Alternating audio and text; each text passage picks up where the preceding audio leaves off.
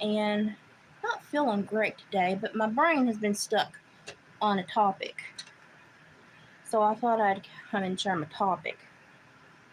I'm also working on a kitty cat for Dawn, but you can see it in a minute. I gotta make its little stubby tail. We'll give everybody just a minute to pop in. If you've never been here, hi, my name's Liz. This channel is called Hillbilly Heart. My husband's a trapper tanner.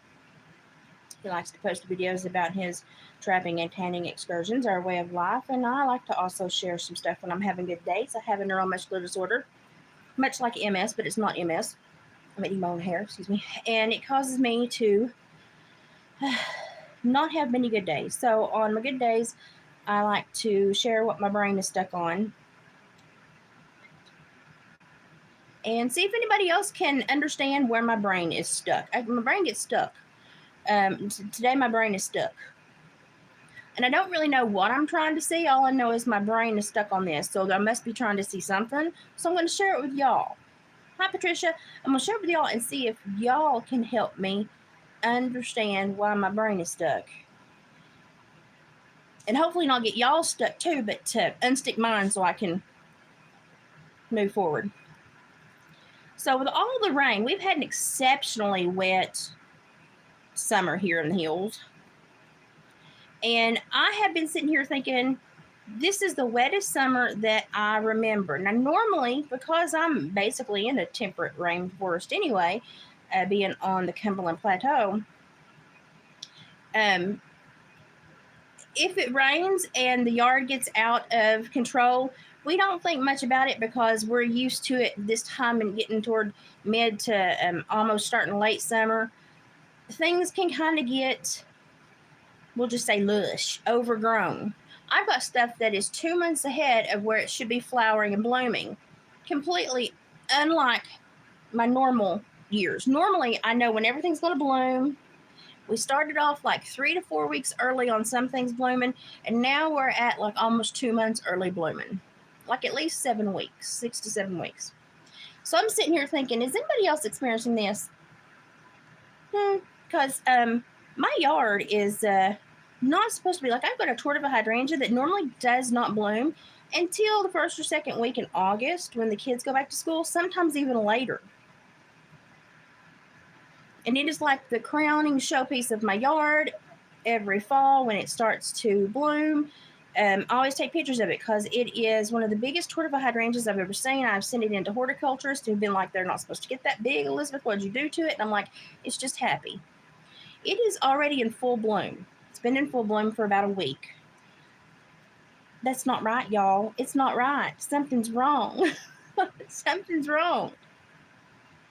So then I start looking at other stuff. Everything's been kind of off this year. Some of the doe, when the deer went into rut last fall, it was an odd rut. A lot of the does had super late estrus cycles this winter, and we were thinking, did a lot of them just get missed and required a second breeding or what?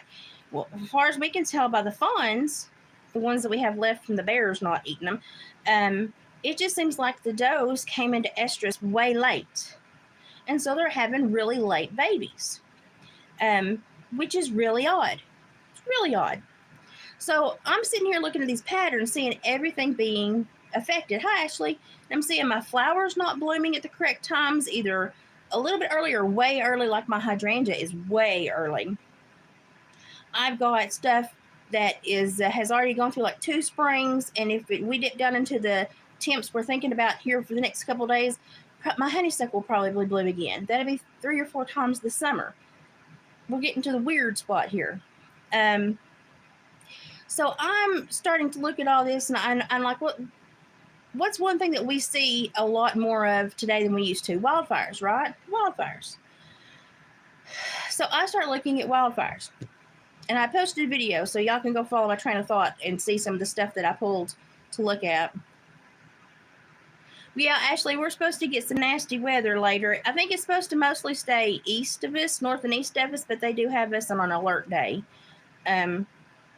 So we're going to have to keep our eyes up and our butts down. It's going to get nasty tonight. Hi, Henry.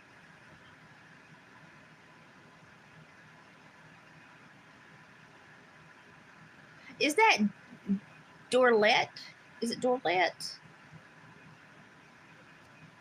I need you to have a nickname, but I don't know if there's any nickname that I could put in there for you. Doriette?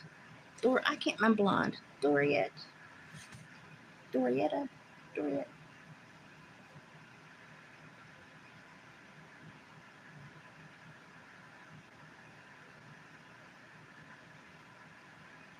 No, Catherine, explain. And I'll keep jabbering while I'm waiting for a comment. So anyway, I started looking at wildfires because we've been having a lot more wildfires across the whole globe. But predominantly the U.S. is seeing the biggest kaboom. Well, what is one thing that, is also kabooming in the U.S., because when you see something actively going, woo, then you look for other things that are actively going, woo. So I start looking for the Ric Flair factor and everything. Oh, what's another thing we have booming? Data centers. Okay, well, with data centers, what would that also boost? Okay, well, probably some radioactive release into the atmosphere. That would also be amplified with that, right? Okay, so start looking at that. Well, did you know that radioactive energy in the atmosphere, well, number one, causes heating on its own. We also know that, it causes tissue heating, although they say it can't be harmful for that reason. Just read and believe what you want to believe. But then it can also, depending on, here's where we get into my loop of thinking. This is what started the rabbit hole. Dory. Can I call you Dory? Just keep swimming. Just keep swimming. Oh, no, I think Henry sent me a message already. Hang on.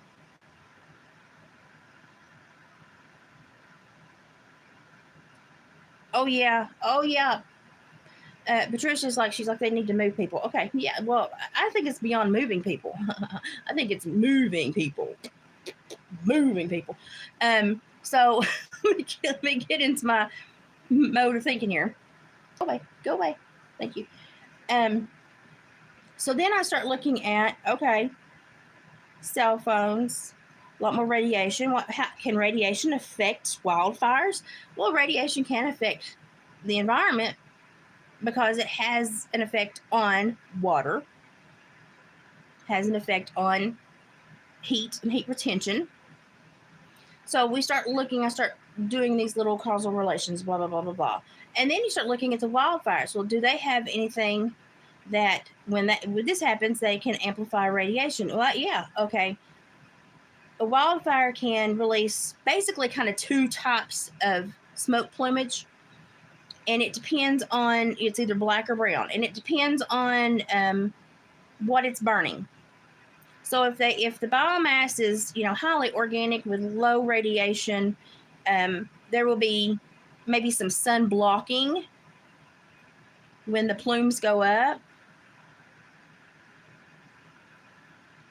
But other than that, not a whole lot changes, except for the chemical changes with hydrogen, blah, blah, all that. But if the biomass that's burning has a high radiation content, where it then creates a secondary radioactive output by burning, then the plume itself becomes sun absorbing, and it heats up the earth, and it releases other stuff. So have we possibly for many, many years, as we have done our little I always call them the little men on the Fraggles, and now I can't even, the dozers, as we've done our little dozer work on the earth and made stuff and thought we were really smart, did we create something that, oopsie daisy, absorbed all the solar energy in a very horrible way, beyond the way we should have had it absorbing, and therefore created the whole issue of this climate change and everything they're talking about, the world's heating up. And by default, did they then look at ways to create ways to block the sun? Because we all know scientists have been talking about blocking the sun for a long time. Well, guess what? You can basically control what kind of output these fires have, and control whether it blocks or absorbs the sunlight.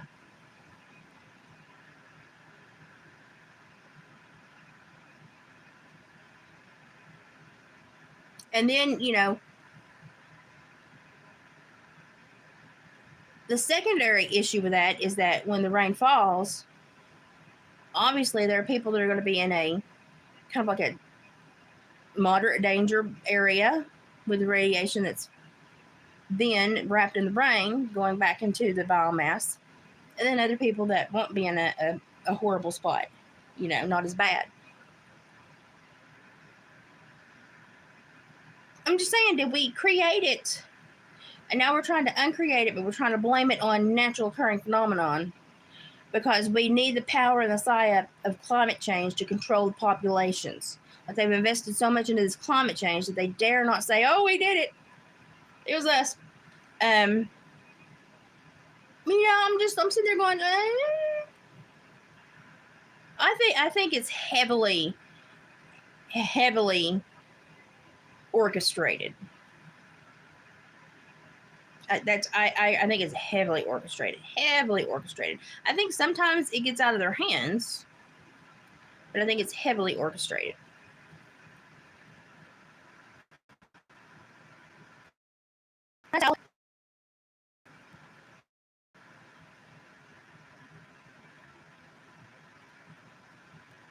I know poplar burns really hot. Maple will burn really fast and really quick. Oak burns really slow, but creates a lot of heat. I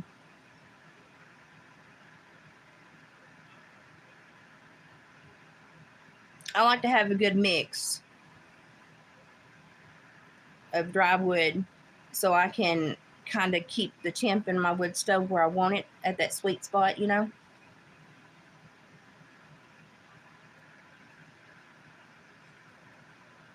But it's not even just wildfires that are wilderness. They're burning the entire landscape now. There's a wasp in my house. It's stuck behind the curtains. We're good. So, like all these factories that go up, what is that then releasing that's coming back down, that's filtering out, going back in the land? Yeah, Henry, I've not felt, I've had more of a plateau with my nerve pain and stuff, which I think is just where I'm at age-wise with this disorder that I've had forever. This thing's pinching my biceps. It's not made for girls' biceps. But overall, my health has been kind of a blah, blah, blah, blah, blah, blah, blah, And I have done things to become much more healthy. So I'm sitting here going, I'm being canceled. All my hard work's being canceled. It's being erased. It's making me mad. So, I've started thinking about, well, what about all these wildfires burning and how they're affecting the downwind neighbors, and stuff like. Well, it's not only just the downwind neighbors, it's the downstream from the rain that's coming down after these storms go up and deposit crap into the air, and then it comes back down as rain. And you start looking at all this and you're like, how far in does the fingerprint go? How far in does the human fingerprint go? That's like, how far in? Because I'm not seeing weather. I'm getting old enough now where I'm like, I've been here almost a half century. This is abnormal. And I can remember certain years of my childhood where things dramatically changed, like weather-wise or wildlife. There were drastic changes. Normally, it was always with the insertion of human intelligence in a stupid way. Like when they tried to put red wolves back in Cades Cove. Well, why would a wolf who is terrified of man, hates man, like will not share space with man, why would it stay in one of the most heavily trafficked national parks in the world? Never made sense to me. Well, they always wondered where they all went. I caught sight of one after they released them in Cades Cove. We used to go to Cades Cove. Oh my gosh, me and my mom and my brother, we camped and basically lived there during the summer. We caught sight of one tiny and running through a field into the woods one day, and we were like, holy crap, we actually saw one. Wow. Like for 2.5 seconds. Never saw another one. We knew they wouldn't stay. Why would a wolf stay in that general area? It does not compute. Even in my very rural area, like coyotes and what I think are coy wolves, because I think the gray wolf is bred down. Also, I just found a study that shows that a lot of the larger coyotes in my area actually do have gray wolf DNA in them. And I was like, validated, vindicated, woo! So I felt very, because I've been saying that for the last several years, with this big new lion's mane they have on the back of their neck, that's a gray wolf feature. That is not a coyote feature. It's not a domestic dog feature. The gray wolf has bred down farther than they thought. They finally, due to the study, they did a DNA study. It's not domestic dog, it's gray wolf. I'm not stupid. I'm not stupid. People look like zombies in your city. I've noticed a change in people's temperament and physical demeanor. Like you can tell when you run up on somebody that is still asleep in the world, and then you run up on somebody who is awake. And that's the two populations we have currently. That's it.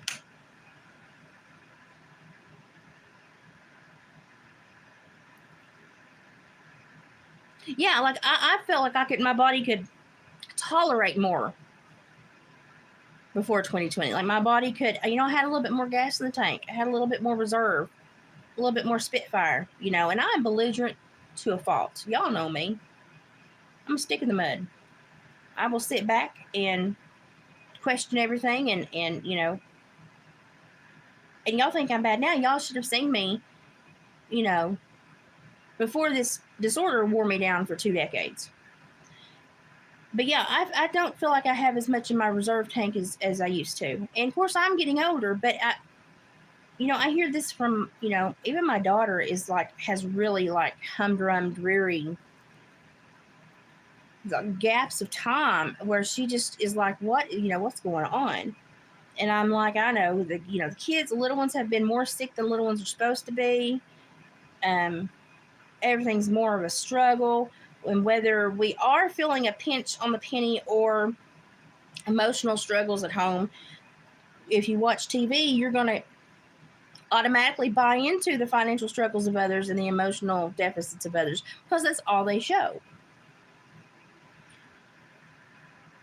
I really think they're already energy harvesting too. Well, we already know the Walmart is. We found the what am I trying to say? The reports, the studies, where they deployed this in order to harvest ambient energy. And my brain just went, it had a carbon block.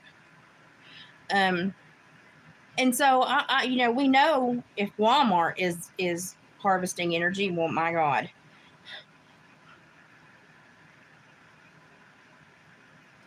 It doesn't leave many options for us to believe what else might be going on. It could be, Henry. It could be. I think a lot of what they do is simply just keep us in test mode. I think, people say with that, what was it, that Smithman's, the thing that Obama overruled where psyops could be performed on the United States population. They're like, well, Obama did that, so now they're free for all. Well, what do y'all think a lot of those things that happened in the early 2000s were, rather than psyops? What do you think those were? Because they were doing that test long before Obama repealed or edited any kind of act. Maybe he just put it out there and said, I just predominantly do not care what you think. So there you go.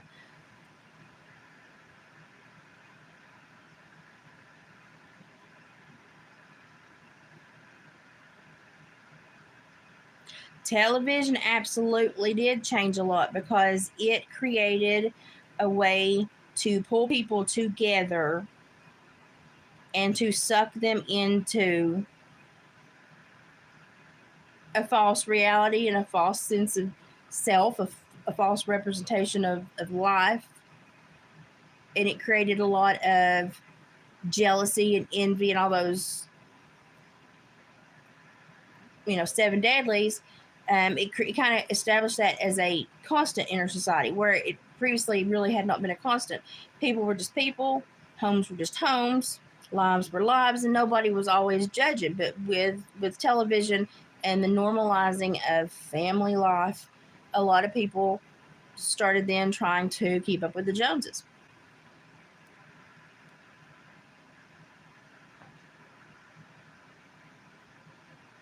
I only watch something if I want to watch it. Like, I have to want to watch it to seek it out to watch it, because I don't have like satellite or anything. So I have to seek it out to watch it and listen. That means I have to pay for it. I don't like to pay for things, so I watch very little. Like, I have to want to watch it. If I watch it, I have to seek it out and pay for it. So I don't watch a lot. I watch a lot of free historical stuff, a lot of free science stuff. Um, the only thing,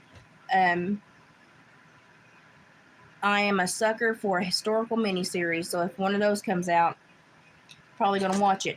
But other than that, I just don't watch a whole lot of TV, and I definitely don't like. Everywhere I'm watching like these crochet channels and stuff that I like to watch, everybody's talking about, oh, I got to get caught up on Love Island. Number one, what the heck is Love Island? Number two, it doesn't seem to be healthy, whatever it is. Because the things we're talking about going on Love Island is like, excuse me, sir, that's not very nice. So yeah, I see it, and I see it from afar, like way, because I'm way out here. I don't like TV. I didn't always have it growing up. Most of the time, Dad was against it, unless there was something that he wanted to see on. Then he might pay for a month or something. But we predominantly did not have TV.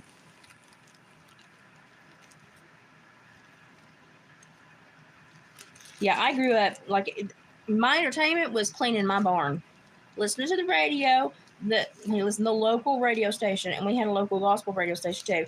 And my dad had a radio show. I was on the radio every Sunday singing with Mama for a long time. I don't know if everybody enjoyed listening to me, but I was. And so that's how I grew up. Maybe, probably better than most, because I see, little, well, not little, young ladies are now looking at relationships in the manner of those dating shows. How unhealthy? How unhealthy is that? I mean, that is a controlled environment where they have pitted, grown women against each other to basically out-hoe the other. Parents, don't let your young ladies watch that. You should never have to compete for someone's love. What's up with letting young ladies watch that crap? I about choked on something. Probably polyfill. Woo! If I die, it'll be from inhalation to polyfill. Y'all see my kitty cat? He's gonna have some eyes put on. Here's my kitty cat. Here's my kitty cat. He's got one crooked ear because the ear is notched. I made it to look like their cat. So he's got one pretty triangle ear and one that's not got a top on it. He's sitting up, but I gotta put his tail on. So he sits himself up like this. He's worsted weight. I stuffed him a little heavy so that as he settles over the next couple months, he will not, lean. So it'll take him a couple months to kind of settle in his stuffing. Yeah, I never felt deprived. I always had something else to do, Lord. I always had stalls to clean, a horse to work, a chore to do. I stayed busy. My brother had a taxidermy shop, so I was extra help in the taxidermy shop when he needed it. We would sew, quilt, paint. We did a lot of canning, putting up garden, and that just took a lot of our time. So I didn't really feel like I was missing anything, because by the time I, was late enough to want to watch TV, I was tired and I was going to bed. Because I had to get up early the next day and do it all over again. So I never felt like I was missing anything. I would pick being in the barn over anywhere. That was my happy place. Put me in the barn, yes sir. Mom had actually forced me to stay in to learn how to cook. She was like, "You're gonna have to start shadowing me, or you're not gonna know how to boil water." I could literally hook up a 6-horse team before I could make a meal, but I blame my grandpa for that because he had mule teams and drafts. So it was natural for me to shadow grandpa, and he would show me where all the buckles were and what you did, and he would also send me underneath to do the underneath buckles because he didn't want to. If I was there, I was short, so it was handier for me to do all the underneath buckles than him. So that was my job. We had chicken houses, we had broiler houses we worked, so we were just always busy. Mom had businesses that she cleaned, and we helped with that on the weekends. I don't remember having spare time to really offer toward stupidity. I really don't. And now all you see out of kids is spare time and stupidity. And I'm like, oh, I didn't experience that when I was a kid. I was busy. Very busy. And then when I got old enough, I was busy because, I wanted to start training my own, working my own horses, doing my own thing. And as soon as I got out of high school, I took like 6 months off before I went to college, and I worked at the newspaper, and I learned a whole lot about how newspapers go together, and I still help the lady that I work with in the newspaper. I still go up and help her. If y'all have been with me, when she gets behind in the fair season or holiday seasons, I love to go up and type like the kids' letters to Santas, or how to cook a turkey for Thanksgiving, or their Santa wish list letter to Santas. She gets bogged down during fair season, which is coming up. Then I'll go up and offer to help, and it's just because I know her. I know how hard it is to get behind in that line of work, and I know what she expects out of her paper. And so it's easy for me to write for her or to go up and typeset for her. And she doesn't have to worry about if she's going to have to check my work over and over and over and edit me, because I already know, we worked on the same team for a long time. So I know kind of what she wants. Yeah, there's a lot of people that, think about these kids, what they said, we're the last generation that's going to see fireflies. I can't tell you how much of my childhood was being out and enjoying the fireflies and putting them in a mason jar. Well, I always turned mine loose because I didn't like the way they smelled. But, how many kids are not going to have that to experience? How many kids go without a lot of the emotions? And not only that, but a lot of the coping skills that being outside and kind of being alone with yourself, that it gives you to go into adulthood with. That's why a lot of people don't have a lot of coping skills anymore. They've never spent any time with themselves alone, quiet time. They've never tapped into, what I do when I'm stuck with me. And so we have a lot of people that basically, unless their brain is going 5 different ways at once, they're unhappy because then they have to look inside, and they don't like to look inside. Which is sad. Because listen, growing up means you got to look inside, and you have to renovate and remodel occasionally. And so we have a lot of people that cannot kind of recalibrate their own personal being because they don't understand how to look at themselves. He's going to be cute when I get him done. I mean, he's almost done. He got his tail right then. He's got a Manx tail. He's just got a bobtail. His eyes are glass cat eyes I have to glue in, and then I have to embroider his paws. He's cute. It's cute. The Netherlands. I think, I watched that. What is it? Joanna or Zana Gent? Anyway, she lives over yonder somewhere. And I appreciate her channel because she does get away from the city. She is in a rural place. She spends time with her own mind. And I think a lot of people that watch her channel do so because there's nowhere like that in a lot of these metro areas that people live. Oh, we've got a Natalie. Hi, Natalie.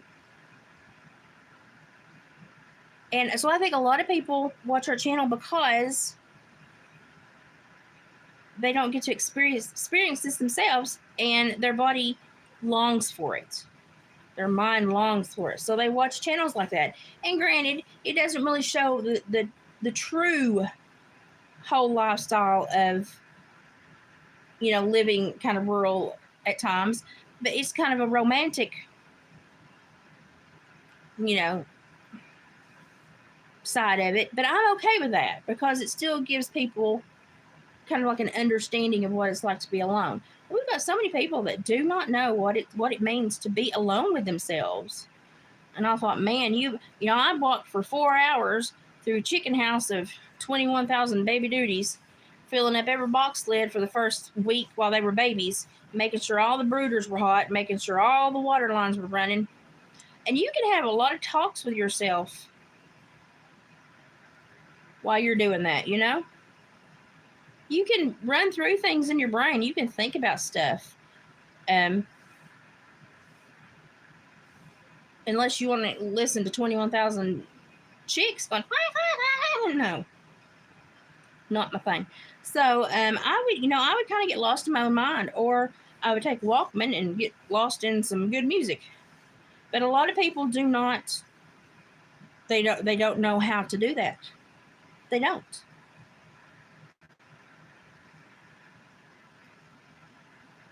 Joanna Jenton. Is that she got long blonde hair, and she's got like over 1 million or 2 subs, and she does painting and silver jewelry work. She's as sweet as she can be, but she I like her channel. She's very calming and does a lot of her own rural work, like chopping wood and stuff like that. She does a lot of her own work and still shows that it's hard work. So I appreciate her. And she lives in an area that still holds strong to some of the old ties, and I appreciate that too. We don't do that nearly well enough anywhere else. I don't think. I think the U.S. We've got such a good history, but people want to focus on only parts of it, and so they overlook so much that's beneficial to look at. It's like when they teach history in grade school. If you ask a kid what they learned about history of the United States or even the world in grade school, all they can tell you is about a minority running from a white man that was evil. Even though there's so much more to the world, it's all about oppression. And I'm like, but that's not what it was all about. It was also, about fearless people, that braved all to, create new worlds and new lives. And,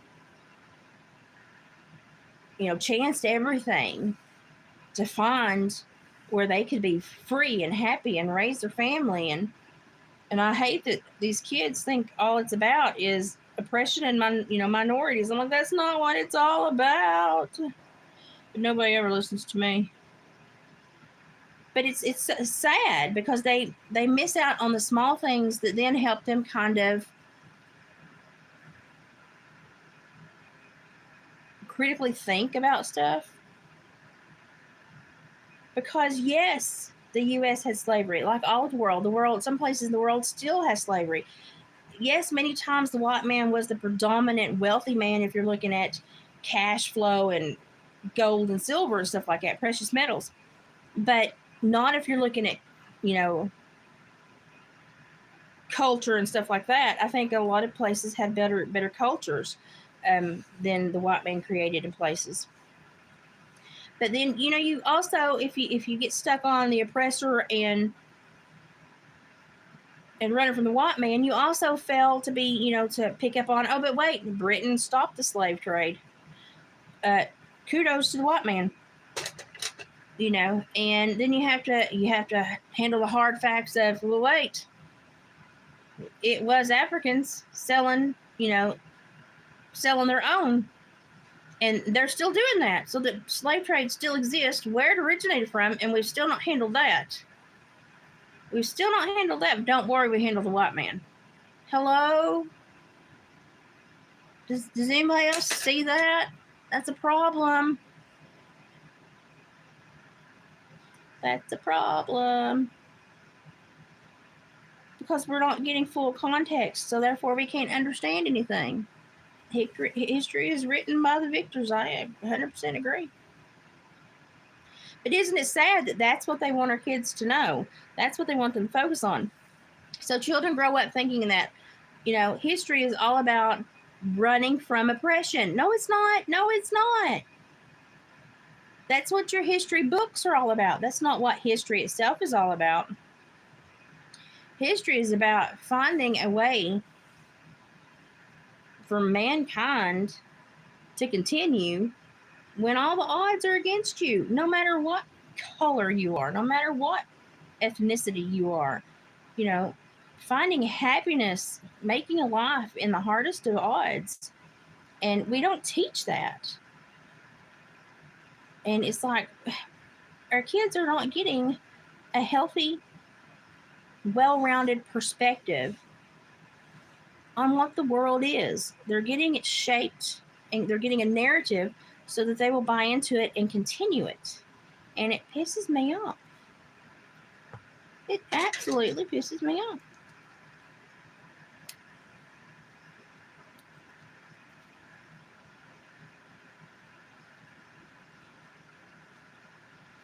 This is not my favorite job of all this. I hope y'all know that. Oh yeah, I see, and I am part Irish. So anytime you try to talk about the Irish slaves, oh, they were indentured. Many were not.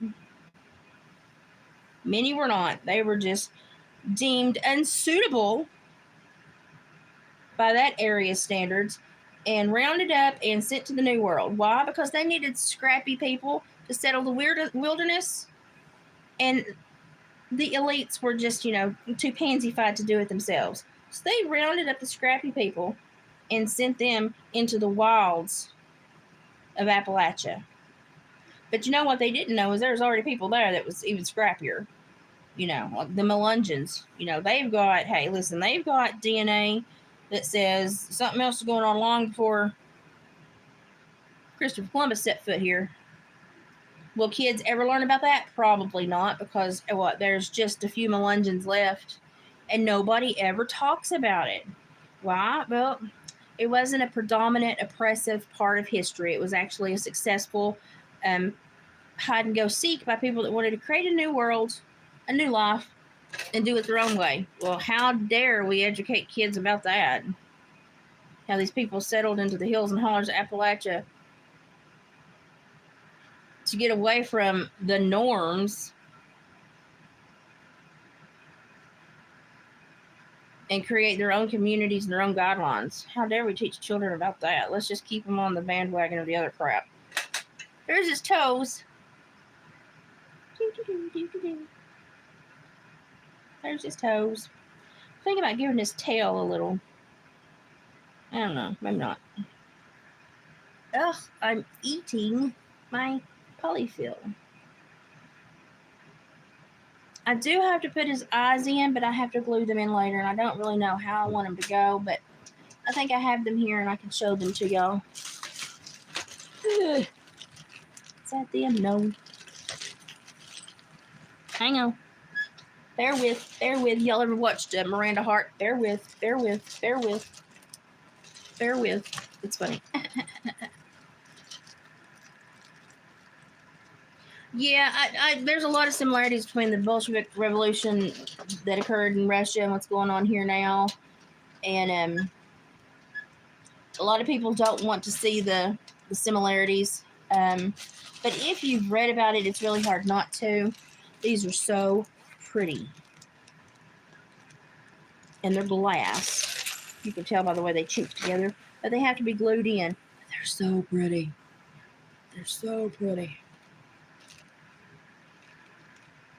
They have to be. I made sure this is going to an 18-year-old, so it's not going to a kid. So I was like, okay, well, we can handle that if it's going to an 18-year-old. But it just makes them pop, man. It just makes them pop. And I'm like, oh, I love it. So he's going to have big old eyes. And let me move that one in a little bit. And then, no! And then I'm going to have to give him some embroidery around his eyes to make them be what I want them to be.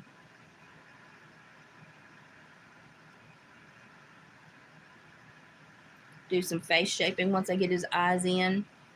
Meow. Meow.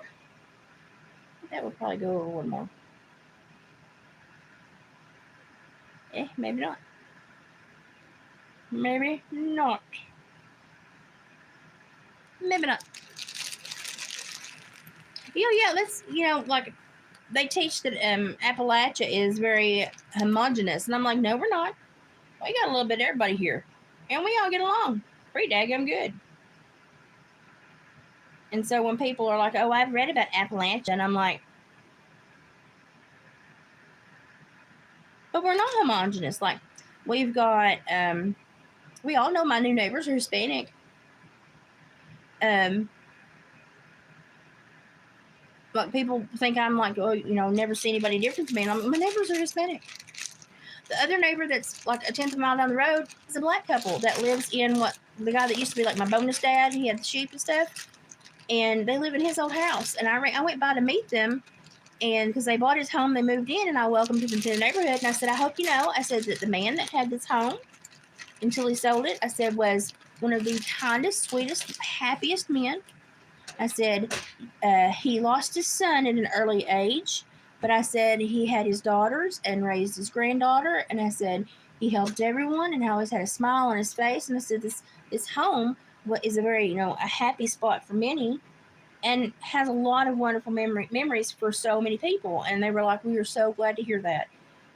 And it was nice to be able to tell them that. It was nice to. They're just sweet as they can be. But Appalachia is, like, if you even just look at the baseline of what Appalachia is, it is not homogenous. We've got some of the biggest social class differentiations. Is that a good way to put it? Is that a good phrase to say? Because we have become a place of respite for people that are tired of the rest of the world, and that attracts literally everyone. So it doesn't just attract one kind; it does attracted all at some point or another. And so we have a little bit of go in there. We have a little bit of everybody in Appalachia, and we don't mind, long as you are a good-hearted person and you respect the land. We pretty much welcome you. We got a lot of sorry people here too. We're trying to get rid of them. We're trying to get rid of them. Y'all know the problems I have with my last neighbors. Bless their hearts. They couldn't function in society if you paid them. Honestly, I don't think they could. I like the one line under the eyes. I don't think I want more than just the one line under the eyes.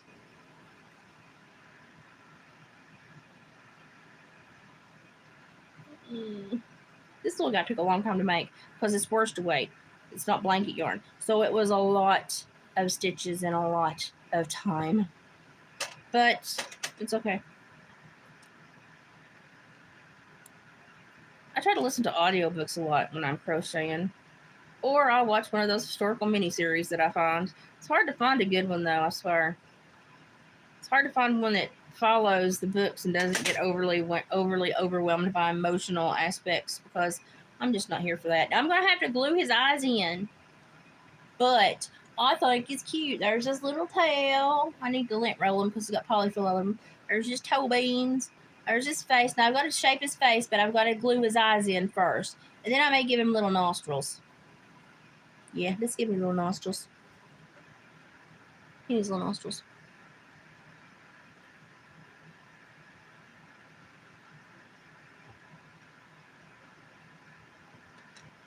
And you got everybody that tries to sass me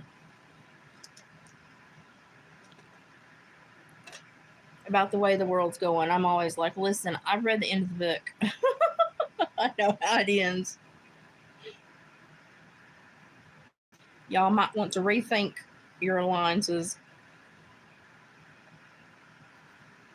But a lot of people just don't listen anymore. They don't care anymore.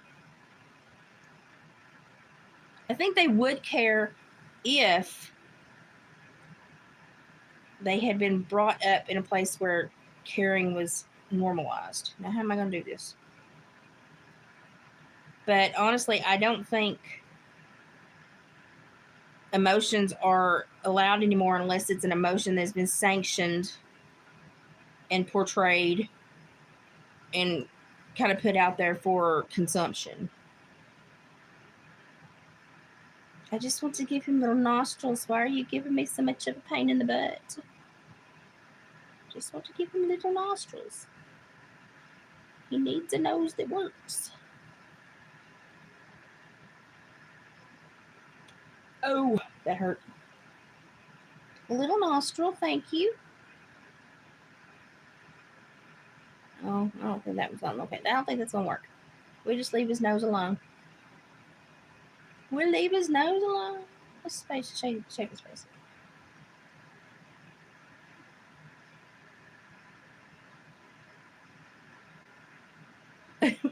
I've seen some of the pictures where people are watching where they're doing the dolls like on a quest and stuff like that, and that's cracking me up, y'all. That's like they're saying Biscuits is on a quest to Sabrina, which I use those words and they just kind of ran with them, but I didn't mean it that way, but they completely are making me laugh at my choice of words now. And a lot of people have it, they've been like, I needed something to laugh at every day. Thank you so much. And I'm like, you're welcome. But I like to have stuff to laugh at too. But I normally laugh at things probably that are kind of inappropriate. I have inappropriate laughing bouts. We'll just say that. So maybe I don't know, maybe it's easy for me to make these dolls because it's easy for me to laugh at a lot. So it's easy for me to find the humor and share it with others. I don't know. But I enjoy making the dolls. No, don't pop your eyes out. I'm just shaping your face. Pulled his eyes back and they started to pop out of socket. And I was like, no. You got to keep your eyes in. Also have to repot my Monstera, who I named Roberta Swindle because I got her for a steal. So I've got to repot Roberta. He really needs whiskers. But if I give him whiskers, I'm going to have to go and dig out some fishing line or some jewelry wire. Some jewelry bead wire, stretchy bead wire. I don't know if I'm up for that. I don't know. I don't know if I'm up for that. And then you got to wonder if somebody wants to cuddle him, if that'd go on their eyeball. But you don't want to give him regular whiskers because that looks funny on a crochet cat that's made to look like a real cat. So I pulled his face back a hair and gave him more of a snout. So, but I got to glue his eyes in. These are eyeballs that have to be glued in. I may get some embroidery string and go around his mouth embroidery because where he's black and it just pops, but it's cute. He's cute. And his little bobtail. His little bobtail. That's cute. Glue him in some little possum teeth. Little fangs. Make him a little Manx kitty. Make you a wampus cat. You want to be a wampus cat. Those eyeballs, man. They was a purchase, but man, they're pretty. It's like that girl on the cover of National Geographic when I was a kid that won that photo contest. Woo!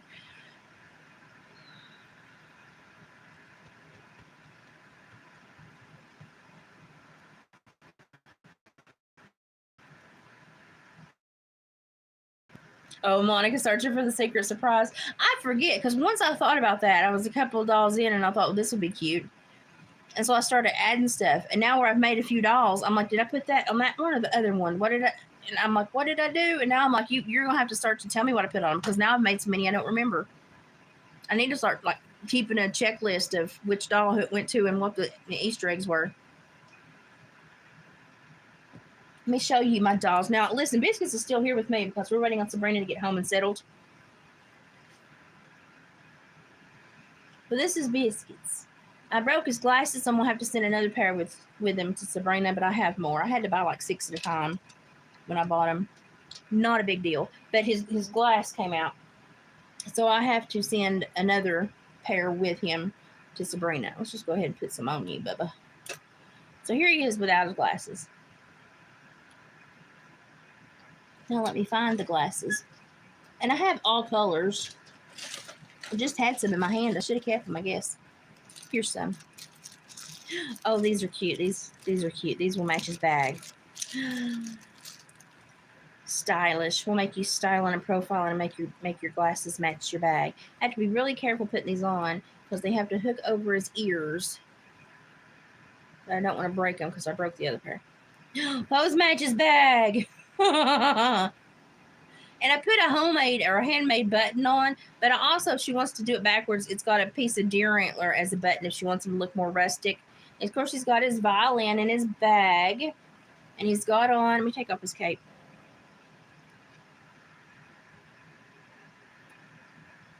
Here's his cape, which took forever.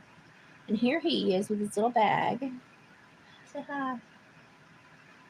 And I gave him neon green shoestrings because he needed something just to pop. Little black pants. I gave him chest hair. And there's a special Easter egg on here for Sabrina to find. But I think he's cute. He just plumb cute.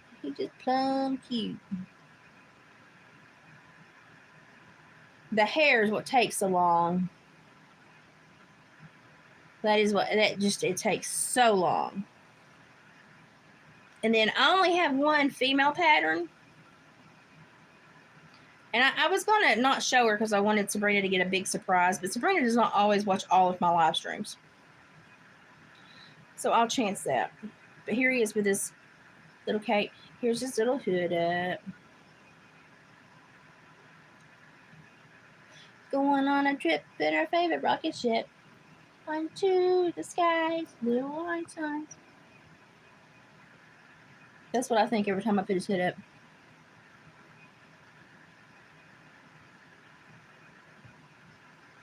I need to pack him because I'm going to be sending him to Sabrina soon, but I don't want to pack him. I've gotten quite attached to him. And I give him a nice bobblehead, so it's on there good, but he can still, I try to give him a good bobblehead so that their head's on there, but you can get some movement out of him. And then Sabrina wanted a little Dawn Christine. And so if you know Dawn, of course she's got long hair. I only have the one female doll pattern right now, which is the one that I used to make the Sabrina dolls out of. So I had to kind of augment it. So this is Dawn Christine. I gave her a wrap belt and then a necklace too, and she's got a bow on her tank top with a ruffle halter top thing on, and then she's got her black boots with her pink shoestrings. So this is my Dawn Christine, and I gave her pretty lips. I want to find another girl pattern. I didn't put any Easter eggs. I thought it was kind of not right to put Easter eggs on her body. It didn't feel right. So I was like, no, I'm not putting Easter eggs on her. But I did give her the jeweled belt and then the necklace, which she can take off if she doesn't want it, but I thought it was cute. So I put it on there. But I think she's cute. Now, the hair, y'all, so this is actually my third rendition of the hair. Because Dawn's got a lot of hair. So this is my Dawn Christine. Eventually, I'm going to find a different female base doll pattern that I can augment in different ways. I like this one, but it was the Warrior Princess one, so I think I can do better when it comes to female body. That sounded really weird. Y'all know what I mean. You know what I mean, Bern.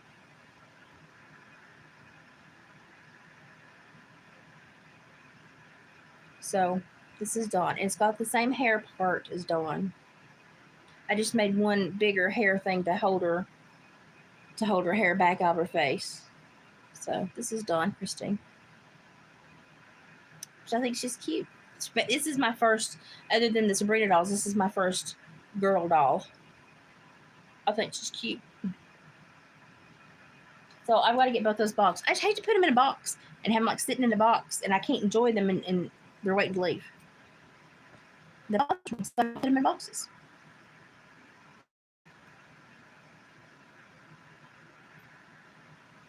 I know I saw the one where Charlie had him on the dashboard, leaning forward while she drove down the road. I thought people are going to be like, what in the world? Well, some little redneck made me this doll. And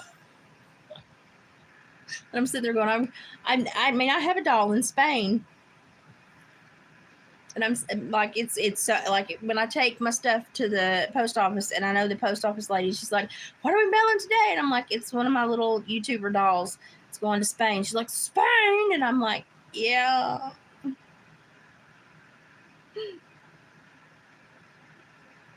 I think I have 2 international, but one went through somebody in California to get to where they were going. And so I have 2 international. I have a dream catcher in Canada. I've got dream catchers all across the U.S. Well, I don't know about artists. I'm bored a lot, so I think that creates a lot of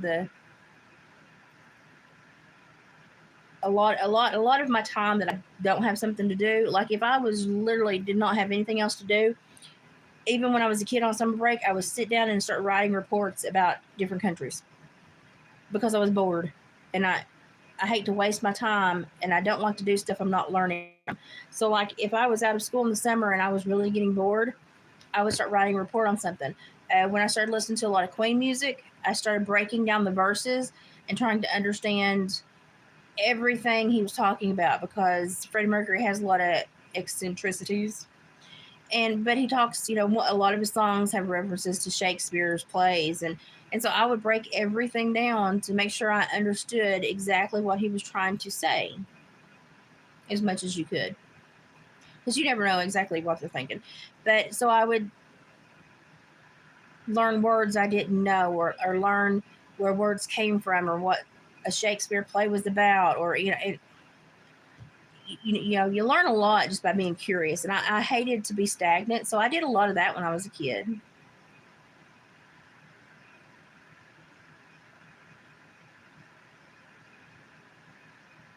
I'm supposed to order the whole collection. Let's order Henry.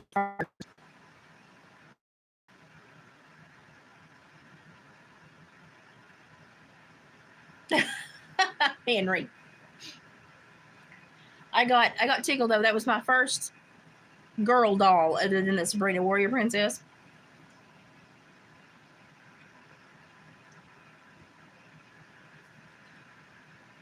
If I could like get to know everybody a little bit better, like I couldn't. I've been busy for a couple of days, so I couldn't get in the Booma stream the other day. If I could get to know everybody a little bit better and kind of start taking notes about personalities and likes and dislikes and stuff, it would be fun just to like pick one person out to really focus on and make a doll and send to them, and not have them know about it until I ask for their address to send it to them, and then see how they respond with their own doll. That would be fun. But right now I'm busy, like so busy. Oh my gosh, I'm busy. I mean, I'm busy to a point where I did not think it was possible. But that's good, because I don't do well when I'm not busy. So I'm not mad about it. Not mad about it at all.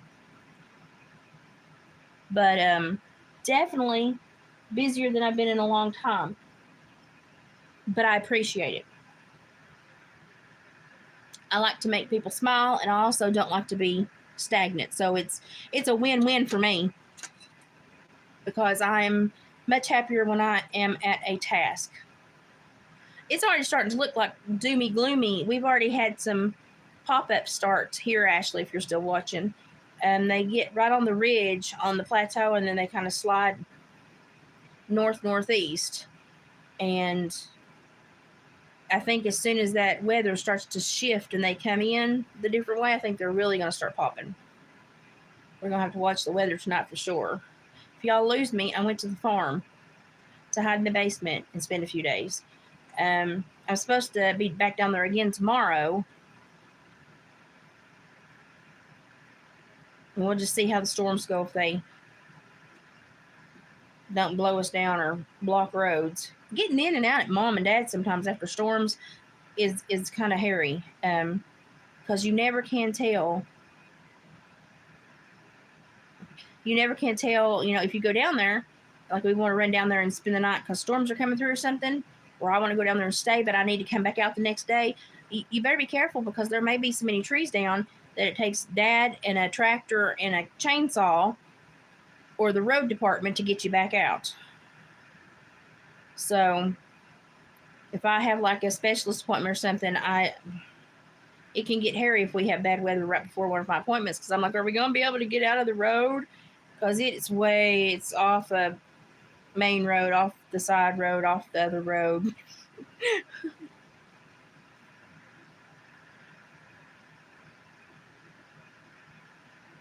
When my physical therapist and stuff would come there for the first meeting and stuff, because when I was there a lot, I'd be like, down here, down there, and I'd be like, listen, I'm not taking you somewhere to kill you, I swear. It's just we live way back out in the boonies. And they would just cackle. But I kind of worried that they were thinking, where in the world is this girl give me directions to? And I was like,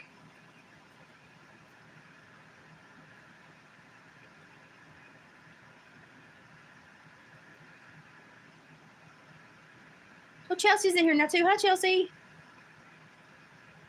So anyway, if anybody wants to know what my brain stuck on, go back to the very first of this video and see if you've ever had these thoughts or seen some of these kind of possibly related things. I think they're related.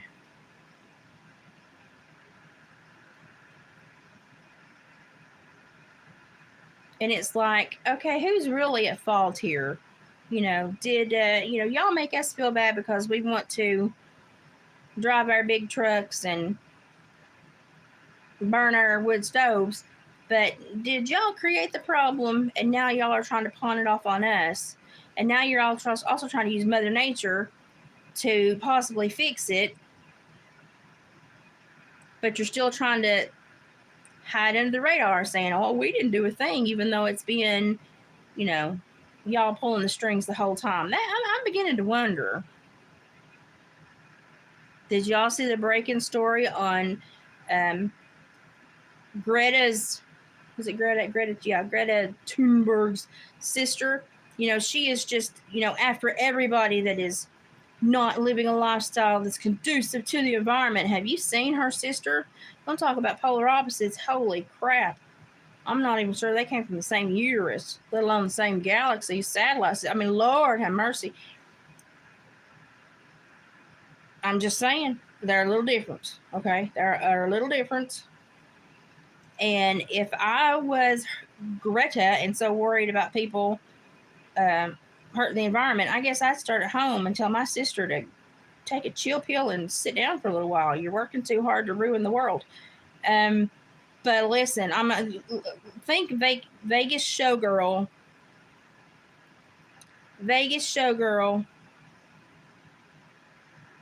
but in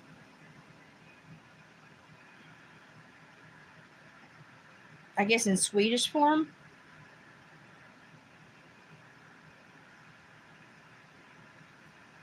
This wasper's going to get out eventually. I'm going to have to pop it.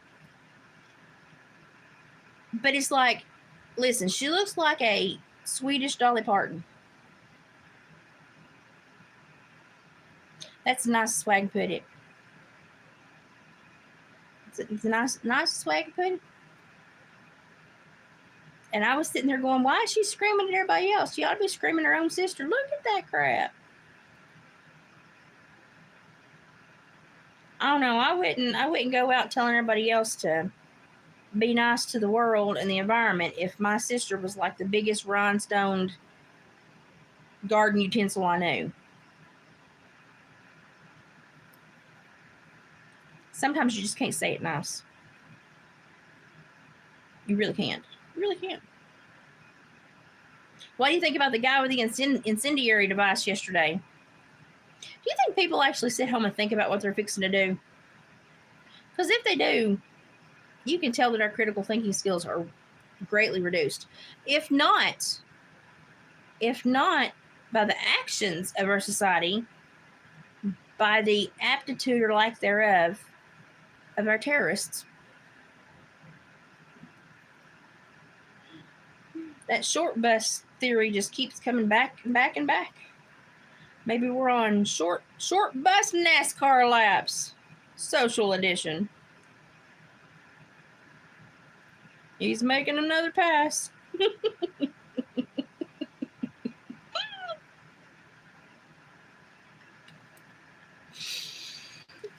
I need a sign. It says short bus NASCAR edition. What phase do you think society is currently in? The short bus NASCAR edition. We're just laughing stupidity.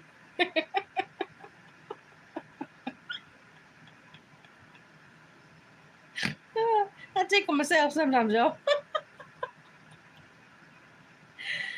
Hey, I did a home visit once with and some of y'all may have heard this before, with one of my co-officers. I loved her to death. She was somebody I'd go out and have fun with when we do home visits because we just get tickled.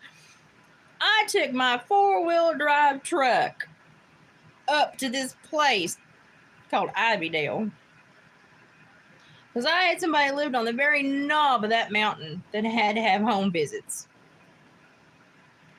Let me tell you what, we were gritting our teeth trying to get my big old truck up there. I mean, it's jacked up, nice truck. We got up there, and we were like, holy crap, we're going to have to know 2 months in advance when this comes up on the winter home visit roster because we're going to have to be careful coming up here certain times of the year because the road would wash out, and then the gravel they put down was really just too giant big, to really safely drive on. And it was a rough road. And I used to go mudding a lot in old Willis Jeeps. And this road was like, holy crap. So we get up there and we're like, jarred to death because it's like a washboard the whole way up. We get up there talking about, wow, that was a rough ride. Oh my gosh, that was rough. Turn our heads and see the little short bus letting somebody off at a house. And we're like, how in the crap did the short bus get up here? And then I'm like, God, that must be some bus driver. So we go back down. We get our home visits done for the day. And we go back down to the office. And we're sitting there. And the next thing I know, up pops an email from her. And you can hear her laughing over in her cubicle. So I know she's up to something. I know her that well. I still know her that well. And so I opened my email. And she had found a jacked up short bus with like a snorkel kit and everything on it, and she had put text on the picture. It said Ivydale Express. Every time we all had home visits up there, it was whoever drove the best tires that could get there that day would take those home visits, and we just pointed off on that officer. And when they'd come back to the office, we'd say, did you see the Ivydale Express?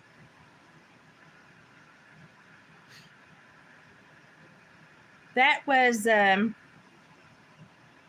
sure I could probably still send her an email with a short bus picture, and she'd probably email me back and go, it's the Ivydale Express. But y'all, like, I really thought I had showed my driving skills, and then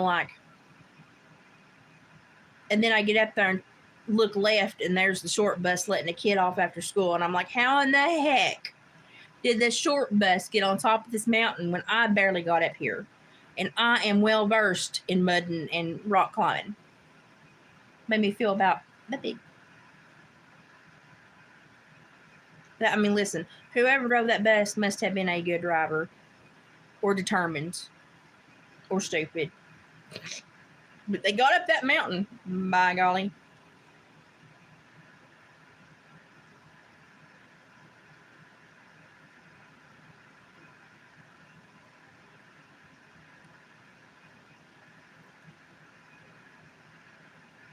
Henry, when I'm typing and nobody can hear my inflection or anything, I have to be super careful because my sarcasm does not go well in netiquette at all.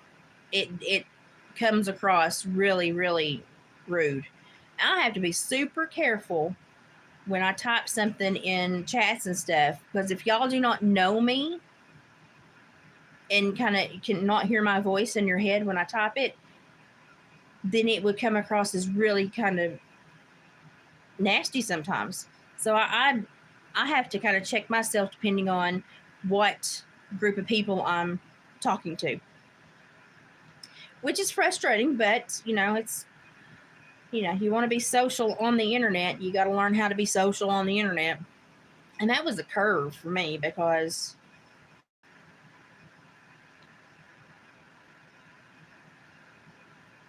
I like to say sarcastic things, and sarcasm just does not, unless you can hear the voice and know it's sarcasm, it doesn't translate very well.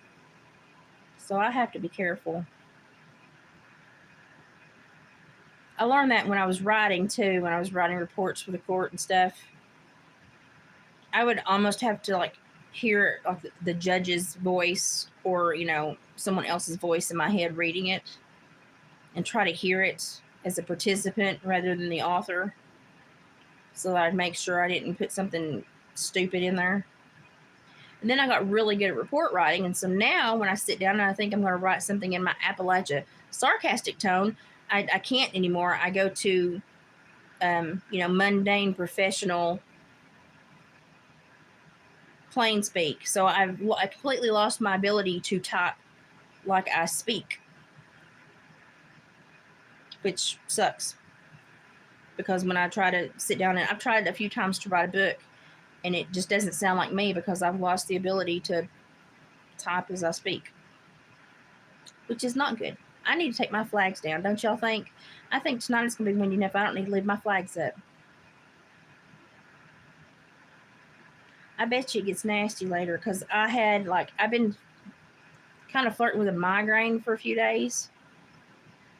And last night was not a good night, and I slept till like midnight, and then I got up and could not rest, and I came in here to crochet till like almost 4 in the morning. But it was because I could not rest because my legs and hips, and then my head hurt, and so I crocheted till like 4, and then I laid back down for a little while. I did fall asleep because David got up and left for work, and I didn't hide nor hear him, so I must have been out at that point. And what did I do? That was wrong stitch. Okay. So I've just been, sleep has not been good. Like I've been doing like 4-hour spurts of sleep, and then I'll wake up and I'll have to do something else because with this wet rain pattern, my body with this disorder, it will not let me sleep very long because I settle sore. And so I'll sleep for about 4 hours, 3-4 hours. I'll get up and have to move, stay up for a while, walk around, do it. Like I think I ended up hanging up laundry last night. That was my midnight activity, was hanging up laundry and walking it to all the different rooms. And then I crocheted for a little while until my eyes were just like crossed. And then I was like, I need to try to go back to sleep. And I must have right before 5 or something fallen asleep because David was still asleep.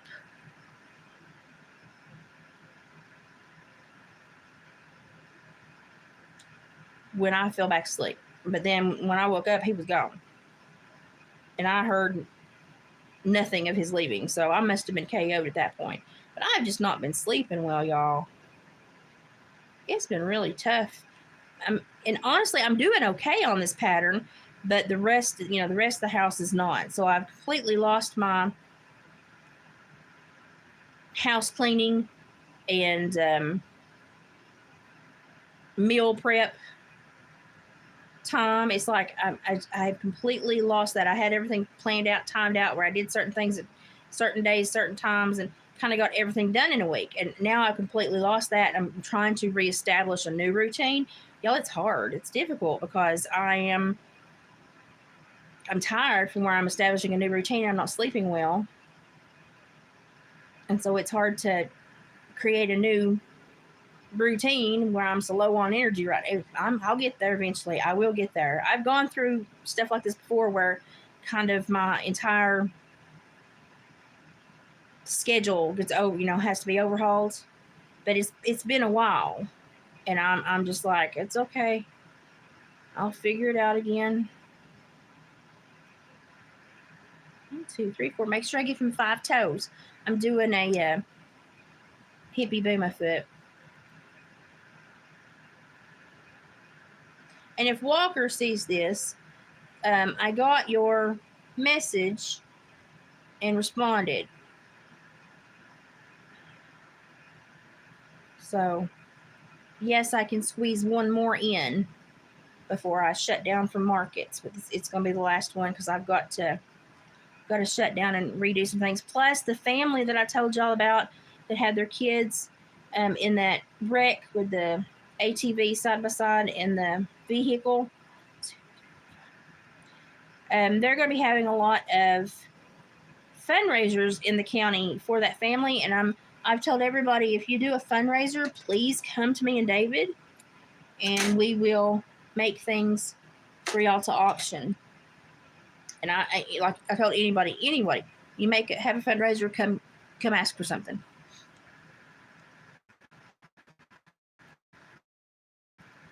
Money is a rich man's scam. Where else can you get paper that's worth anything but to wipe your honey in?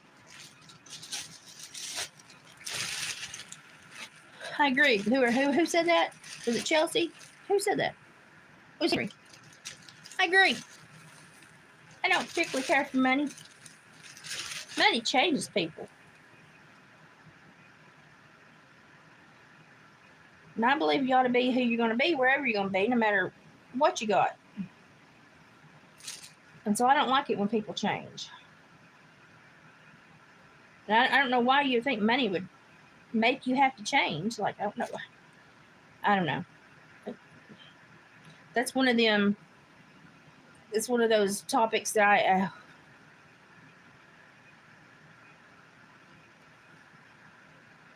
when I was an officer and everybody met me, they were amazed that I was so nice and so agreeable, so easy to talk to. And I was like, really, why? Well, I mean, you work for the government. Yeah. I work for nicer people. And I don't know what they thought.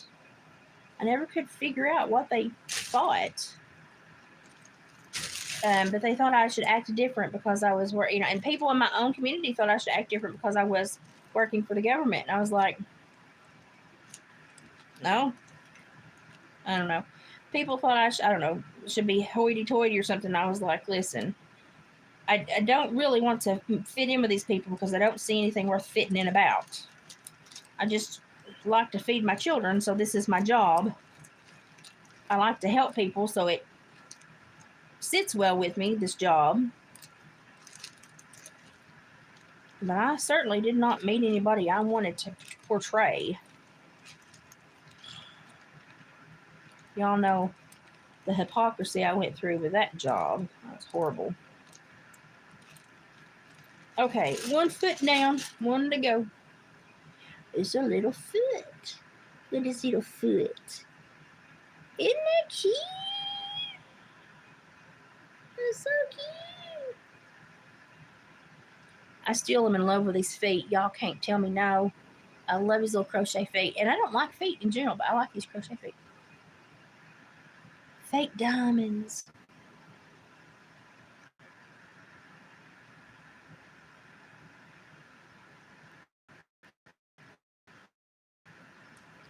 Hey, listen.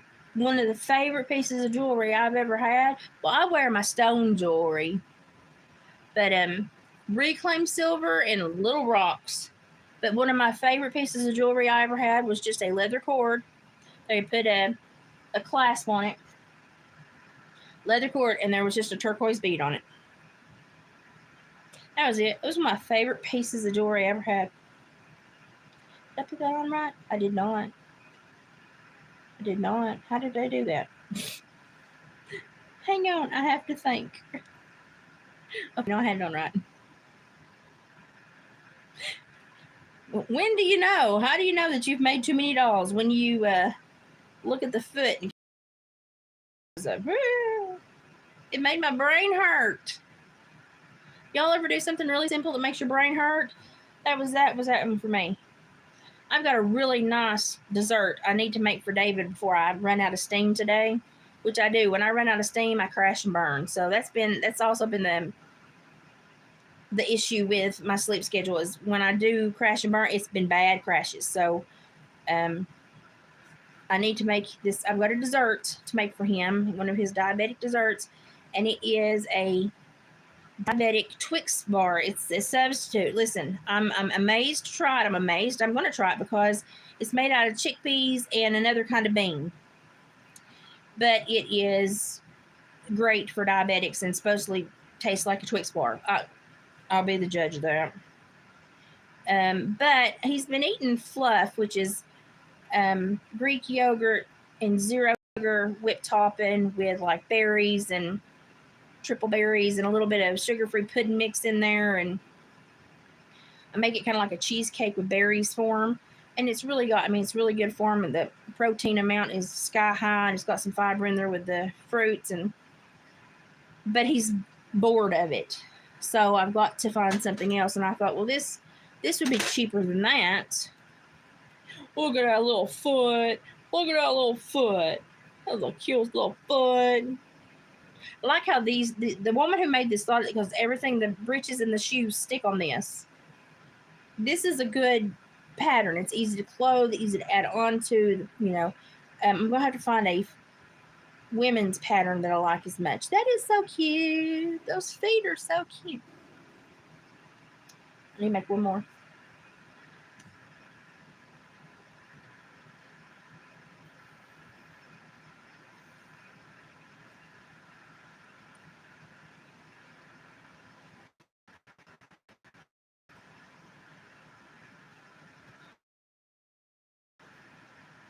I'm catching up.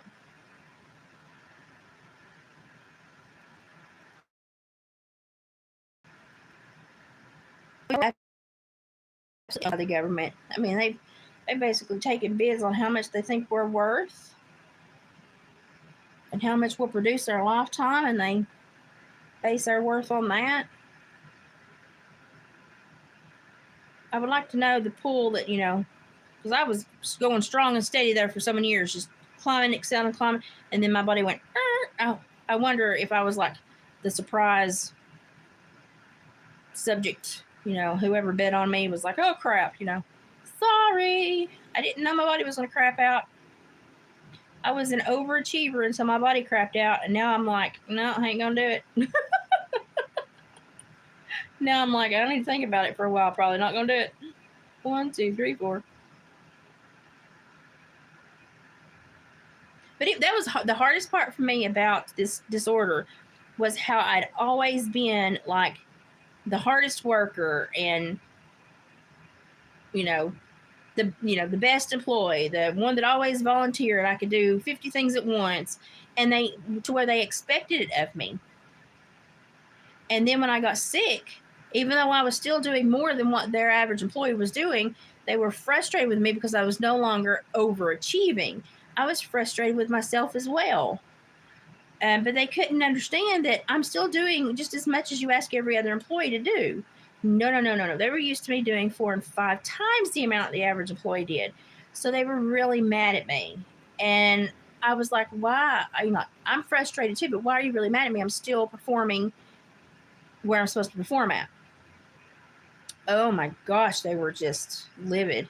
But it was hard for me to, swallow that too, because I was always used to, excelling at anything I did easily. And then here comes this disorder, and now I'm in the hospital every 6 weeks, and I've got so much else to think about, and I'm starting to have issues with a lot of fatigue and a lot of, just from dealing with new issues, health issues.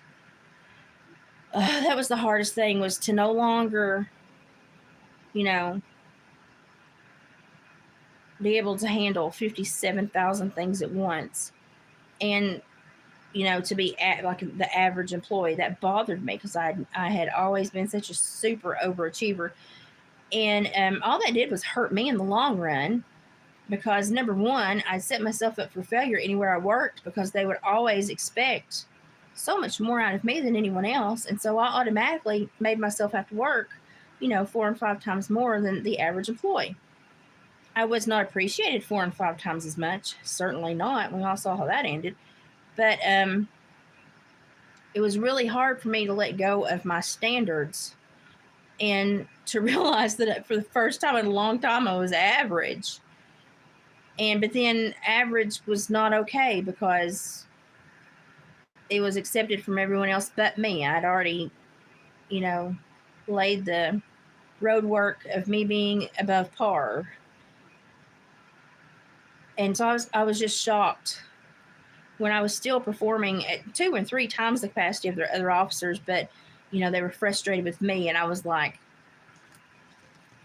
it's like I'm the only officer that you have that does every level of supervision, all the reports for the courts and the jails,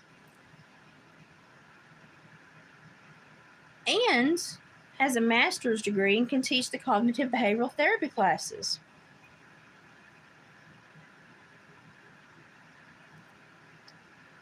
I was like, I'm like very worthwhile, but oh no. No, no, no.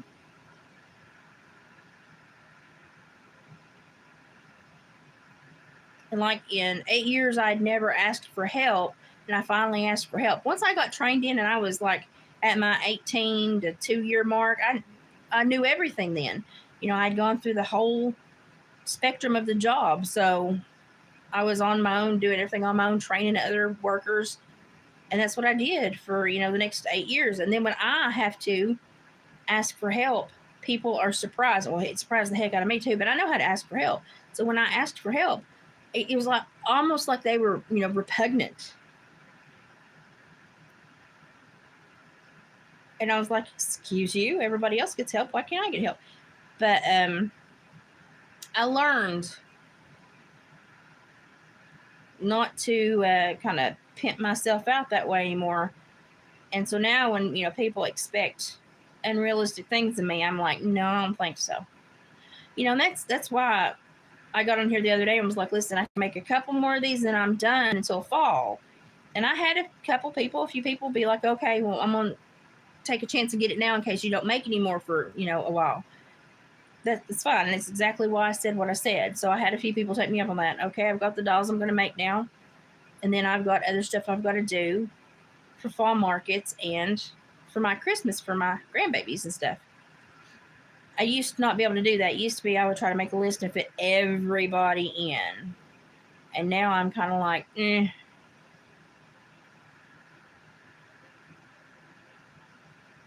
So I learned how to kind of calm down and give myself a break and not ask so much of myself.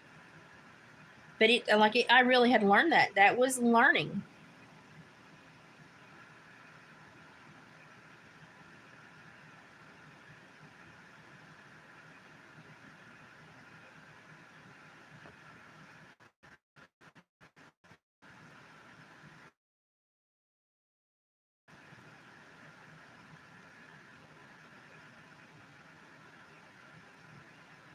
But even when I was, working that hard, I was not making what I was worth. You know, honestly, people in my position make about half as much as what the nation's average in that position did, and that's why I was fixing to climb out there. My trajectory was to working with the prison systems and the people that like go in and kind of micromanage the prison system. So you look at the inmates, you do a profile, you come up with new systems to house the inmates in ways that will keep them from building a network, helping them run into people they don't need to run into, minimizing rights and personality clashes. So I was looking at doing that. And, I was going to be set for life if I could just got in that position, which, hey, I was being looked at. I was kind of being groomed for that position. And I was wanting to do that. That would have been, when I was a little girl, I thought I wanted to be a zoologist. It turns out I just wanted to be able to micromanage house populations of criminals. Close to zoologist. Real close. Housing animals. And had I got there, we would have probably been okay. And had I got there and got there quicker, even with my health, I might have been able to have managed that job a little longer, because I wouldn't have been like in direct contact with a caseload and been seen as a liability. I would be doing a lot more of record keeping, profile review, and report writing for the penal systems. Didn't get there quick enough. Probably, I probably could have worked a lot longer had I had a job that wouldn't have seen me as such a liability, working directly with criminals. So if I lived in a metro area that was, had ADA accessible everything, probably could have found a way to have worked somewhere close to home and maintain some kind of small job if they were, okay with, infrequent hospitalizations. But the thing is if I were to move David to the city so I could have worked, he would not have been able to have worked really in the city. So his skill set is not suited to that. And at the point, we're depending on him, so I need to put, be wherever his skill suit's the strongest. So it was a very hard time in our life trying to reconfigure, because I had basically came in and been like, yeah, I'm finishing my degree and I'm going to be the breadwinner. And I don't have a problem with that. And you be like Mr. Mom. So he would log, and he worked the whole time, but he would work around the kids' school schedule so he could pick them up and bring them home.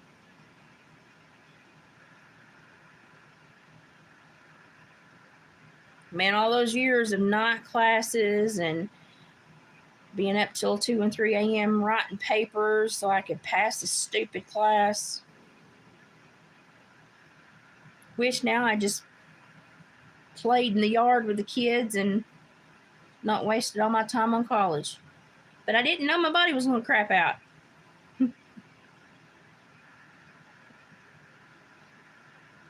Had I known.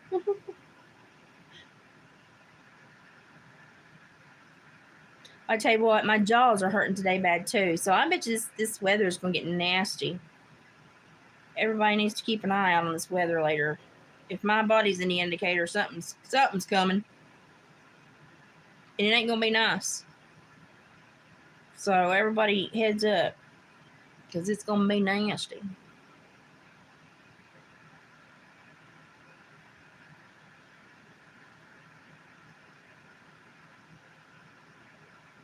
Oh, when he says I'm not of this home, that's like Christians, it's like that song, "This world's not my home, I'm just passing through." I know it's a song because I sing it in my head, but I don't know what song it is.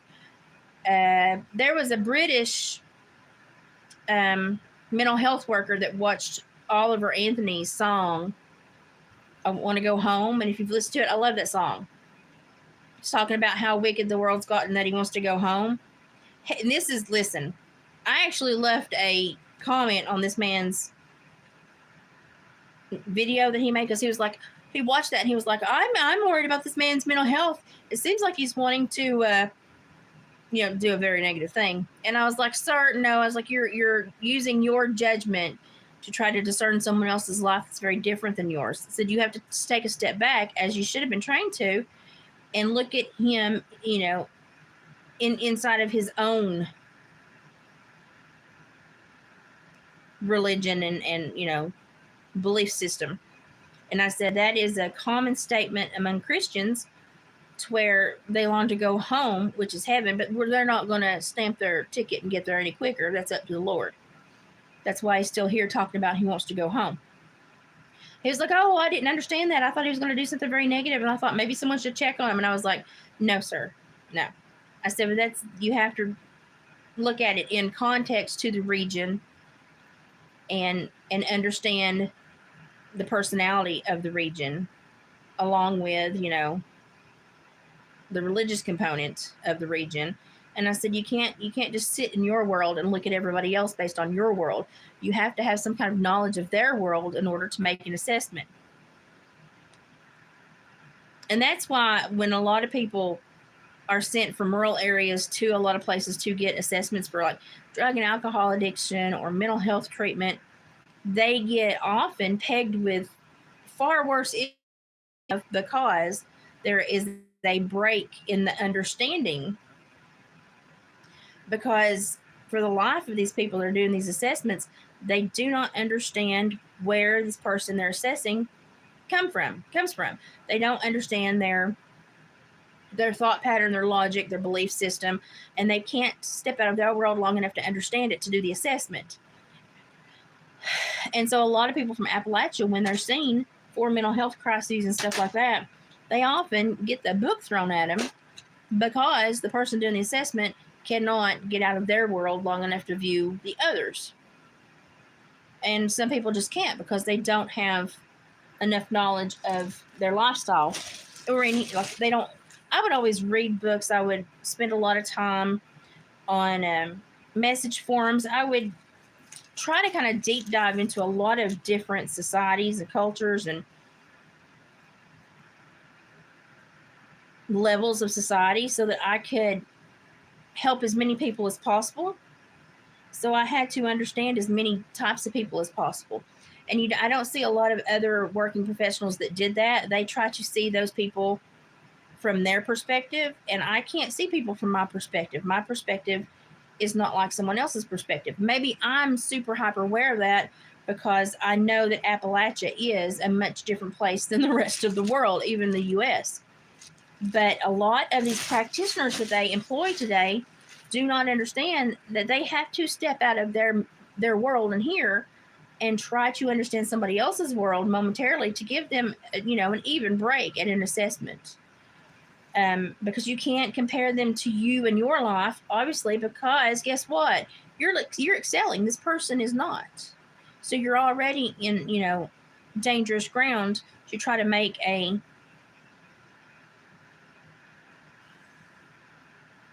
objective ruling about this person. So I see a lot of people that go through a lot of evaluation steps that are not given a, you know, a clean break at things because the person that did their assessment could not step out of their own head.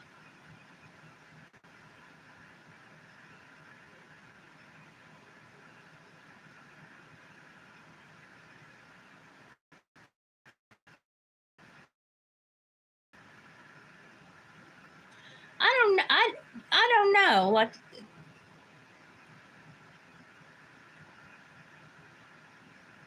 in the Bible, there has been, you know, there's been other. Oh, no, that foot looks backwards. Hang on, I got a minute.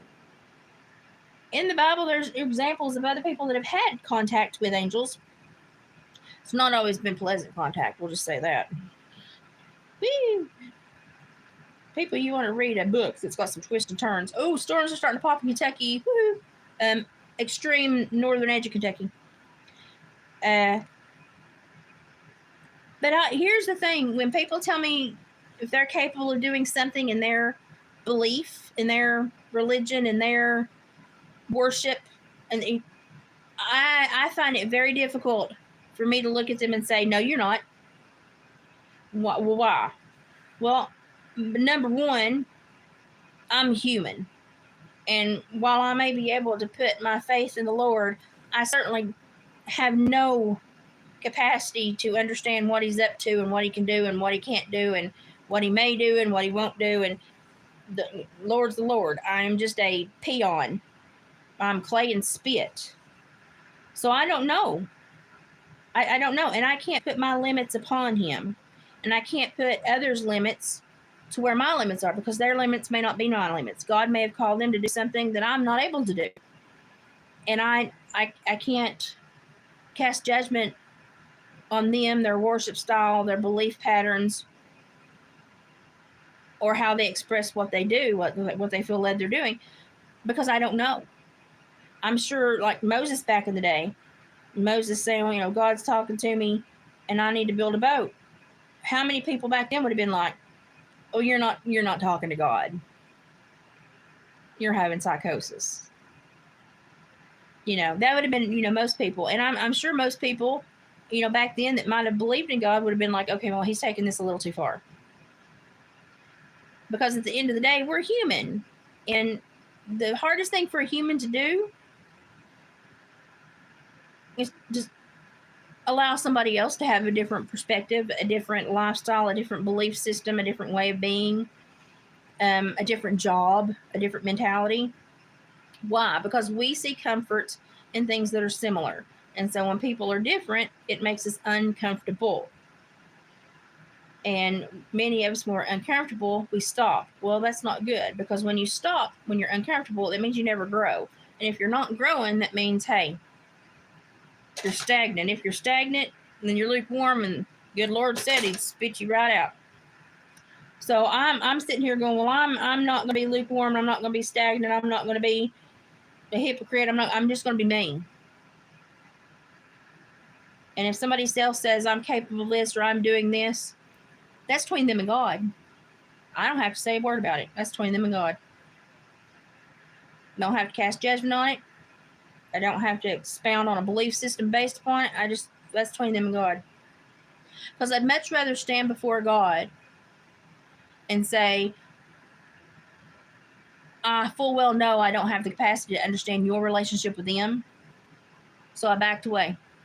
I'd rather say that than, well, I hung on to my arrogance and thought that if I can't have that relationship with you, nobody can. So I said, no, they're not. Which one sounds a little bit better if you're standing in front of the good Lord? I can't understand them, but I'm not going to limit them. I don't know how they, you know, work with you, God. That's better. That's better. But I'm never going to tell somebody if they believe they're doing something in God and it's seems to 99.9% end up in a positive realm. I'm not gonna sit there and fuss with them over the 0.001. Full well knowing neither one of us can dictate what the other can do with God. So I'm just like, nope. You do your thing, I'll do mine. I'll not, I'll not degrade you and you don't degrade me. And that's kind of where I fall on that. That's, because I'm, that you got to look back and look at the world as if we were living in the olden times. Saul took off on the road and came back as Paul. How many people would have been like, okay, now we've got multiple persons here. Now here comes Paul. That must be a concrete truck. Must be running concrete today. I'm just kind of like, how many people back in the day, if we apply our social behaviors to back in the day, and Saul would have rode out of Tarsus and come back as Paul, they'd been like, oh God, here's another one. So the whole religious spiritual realm is a touch unorthodox to begin with. And so when you try to say something's weird, the whole thing's weird. Which is why you have to have faith to step out into it and proceed with your relationship with God. And everyone, that step of faith is different. Your capacity to learn, your capacity to be used by God, everybody's different. We're on different levels. God is going to find whatever individually is best within you to suit him to shine out through you to the world. We all have different skill sets and strengths. So we're all going to look different in relation to God. So I don't expect to be a carbon copy or even a good general consensus. I don't, because we're all so different. We're probably going to be different in how we relate and work for God as well. But a lot of stuff in the Bible, when it's talking about context, you got to break it from Old Testament, New Testament, how it's been applied. And so a lot of people run with stuff that maybe when researched or recalculated, and put on the timeline, may not be quite kosher. And so I'm just like, I'm going to take a step back and say, that's you and your relationship with God, and this is mine. And I don't have any business in your relationship with God, and you probably don't have any business with mine. So that's where I kind of stand. There are boundaries there. It's like a marriage. Nobody ever knows what goes on in your marriage. Nobody ever knows how much you truly love the person you're in a marriage with. It's all, unless you're one of the two in the relationship, it's all speculation. And I look at the relationship with God the same way, and I'm not going to speculate on somebody's relationship with God. Just leave it at that. That's not my job. I'm just going to look at your actions and see if you have more good than bad. And I'm going to have to draw an assumption of, should I be in your realm or not? And that's kind of how I roll.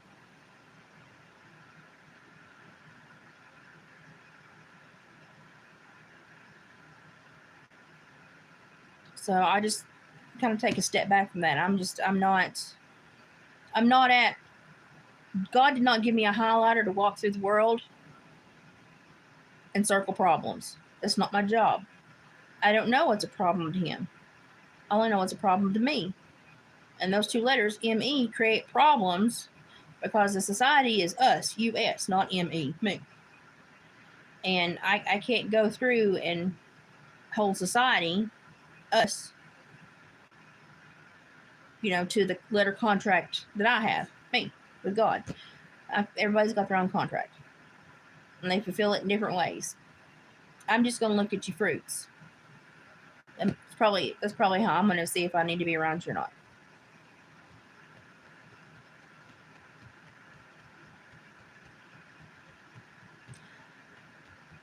Satanic ritual abuse is real. It's a very predominant issue, especially with the human trafficking component. A lot of people don't understand that. It's one of the biggest issues with the human trafficking. Preying upon innocence. Anytime you see that in society, it normally will have SRA attached to it. Absolutely. A lot of people do not know how prevalent it is. It's something that if you sit in court for as many years as I did, you will see a heavy undertone to about 75% of the kidnapping, trafficking, or abuse cases. There will be an SRA undercurrent to it. Something's in there. And it's not anything you enjoy sitting and watching and hearing about all day. I tell you, it's not pleasant. And to see those people that are capable of true evil, and they will sit there numb as if they have done nothing to harm anyone, very arrogant and self-righteous, and you sit there and you just, you know that they look like 80% of the rest of society, and oh my gosh, they hide so well. It's scary. It's very scary.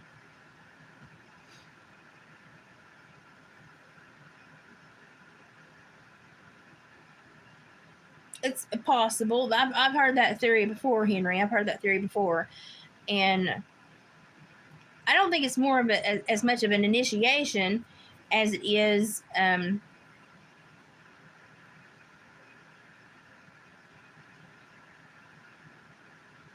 They're just rubbing their noses in it.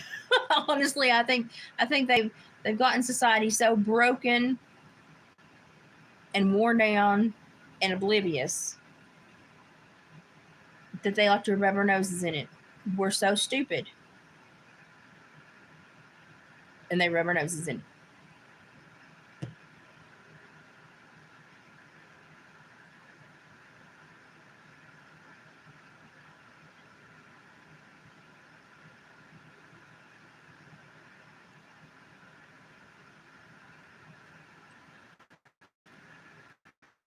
My husband worked as a CNC operator in an automotive fabrication factory for 8 years, nine, and was making 19 something an hour. But by the time they nickel and dimed him to death, he didn't bring home crap. Because in the factory it said, well, you have to buy into this, you have to buy into that, you have to, and by the time he allotted his money and took care of all these options they had, he wasn't bringing anything home. But he was also working so much overtime, and they would always pick the productive people and milk them for overtime. Why? Well, because they knew that if they worked more overtime, they were productive and they were good workers, they would run good parts that wouldn't be thrown back, they wouldn't be recalled. Save them money in the long run. Also, if we work him overtime and we only work 3 people overtime, pick the 3 most productive and work them into the mud. Why? Well, because those 3 always send the best parts. We won't have any recall. We won't lose any money.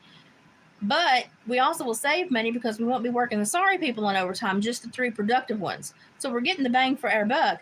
Plus, they're going to get worked a lot that they're not going to get paid for, because after so much overtime, the tax bracket goes up. It's just, and you're literally working for free and you're not making any money. And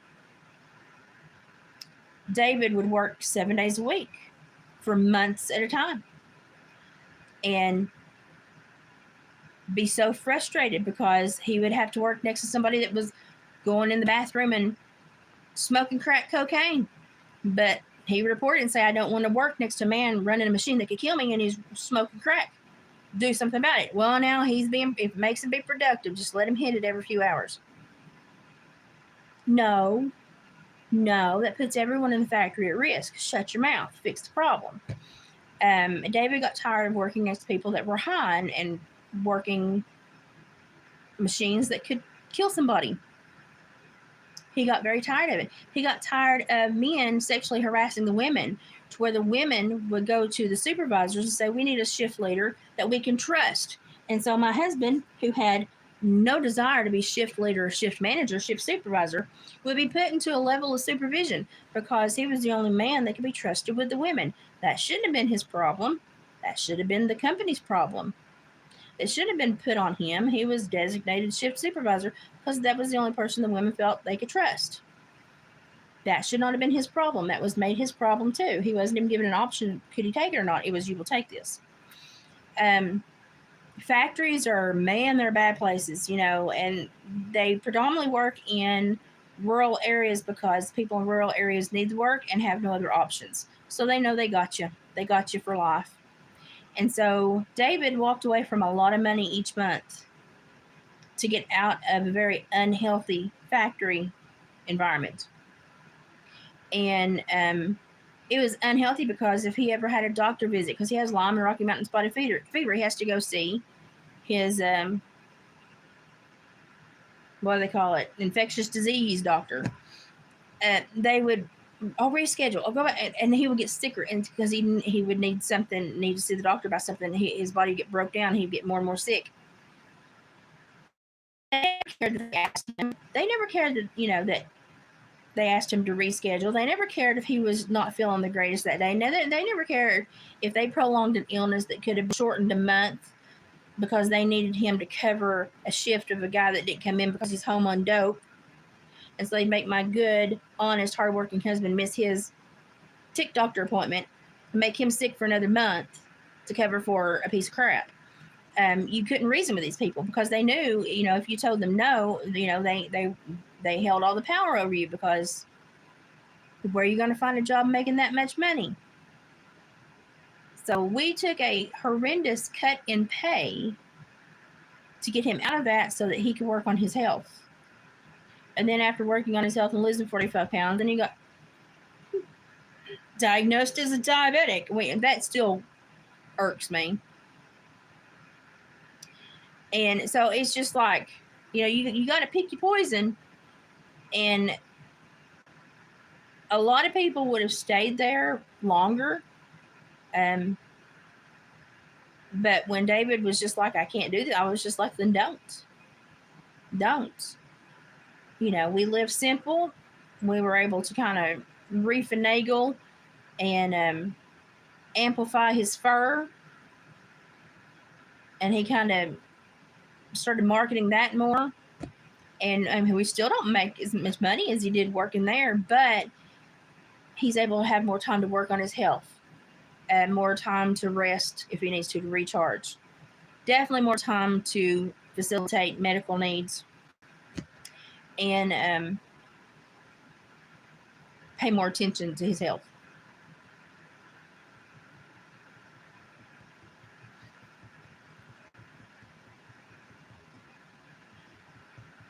Yeah, Libby Cats, I've been reading about that. Mm-hmm.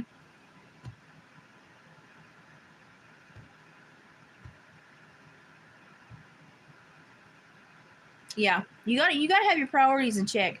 Like, he worked there, and it was a really good job with really good benefits.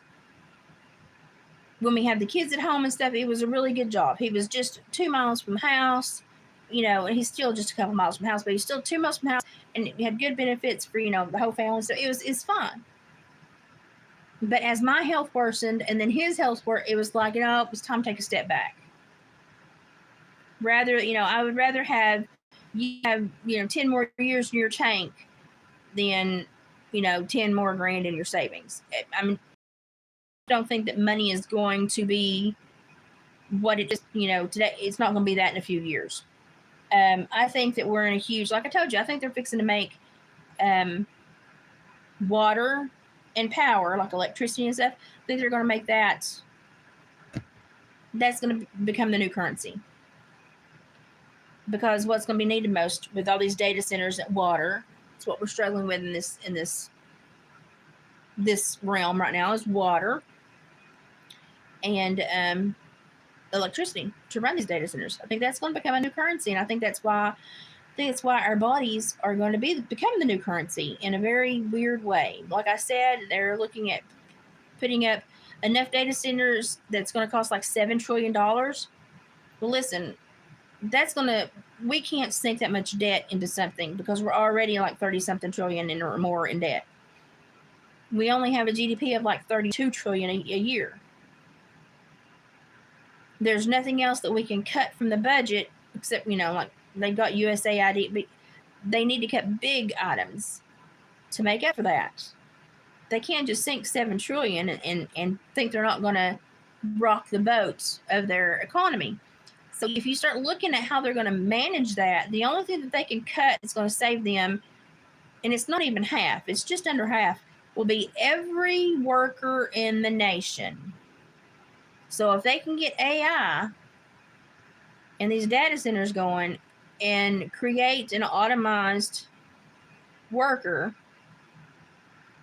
society, and they can put everybody on a stipend,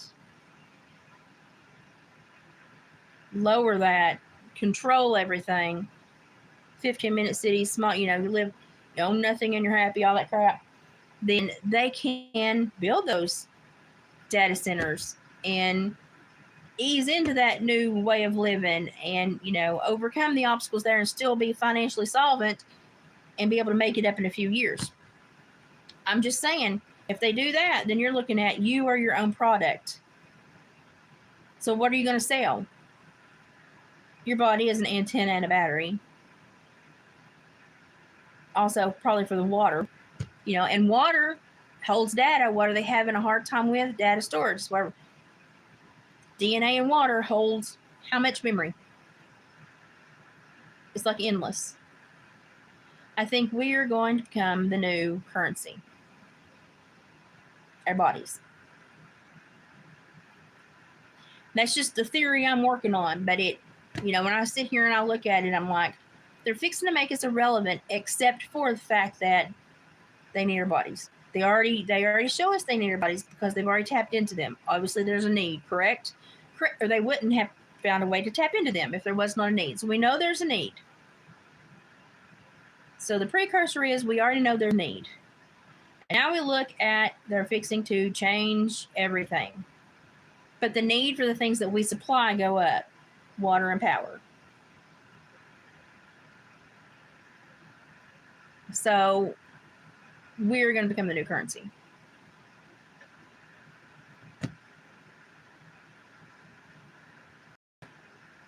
Is that what Sabrina said? See, I haven't talked to her about that. This was just me spitballing. Ah! Well, since she's been traveling and stuff, we just been doing, are you okay? You good? Check in, stuff like that. That's about all we've been doing. Just check in, cursory, are you okay? Kids okay? Everybody's doing okay? Health's okay? So we've not had any really like spine tingly conversations in a while. A while, like early spring when she visited. So she's been busy focused on other stuff. And I'm completely happy sitting in the back row just watching. Like, I'm great support staff. So she's been doing her thing, and I just been sitting back here watching. But it makes me wonder. It makes me wonder. And I'm like, well, am I like a bad battery? So am I going to make less than a normal person because my body is a bad battery? Or am I a really good battery, which is why I have health issues? I don't know. I don't know. Maybe that'll weigh in. But you're going to have to learn how to make yourself your own product. And that's sad. That's very sad. Because, the new society is you are your own product. Monetize yourself. And y'all know YouTube ain't letting me monetize. So listen, I'm only going to be getting my battery paycheck, I guess.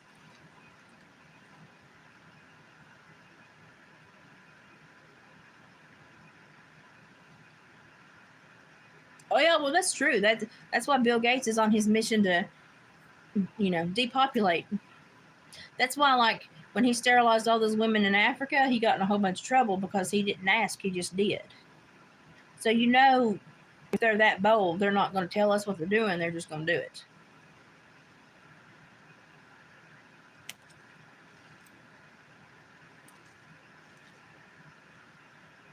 I'm a generator. I guess. I don't know.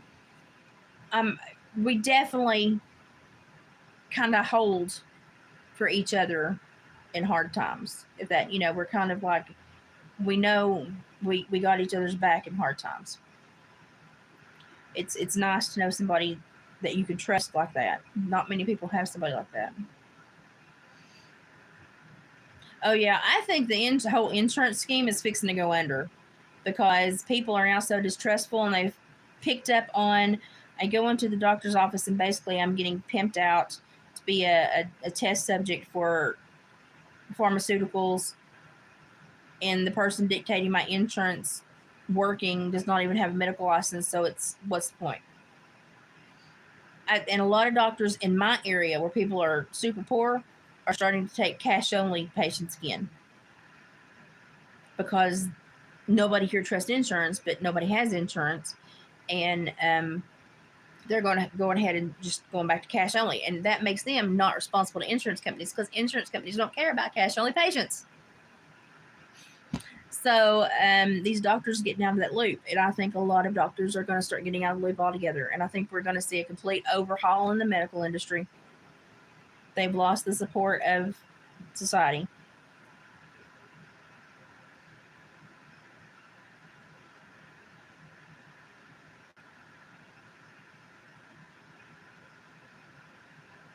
Repangea of the realm. That's a good way of putting it. That's a really good way of putting it. Yeah, it's a combination of like a wealth reset, a societal flip, and then a great awakening. It's like we're having the holy trifecta of stuff going on with the human component right now.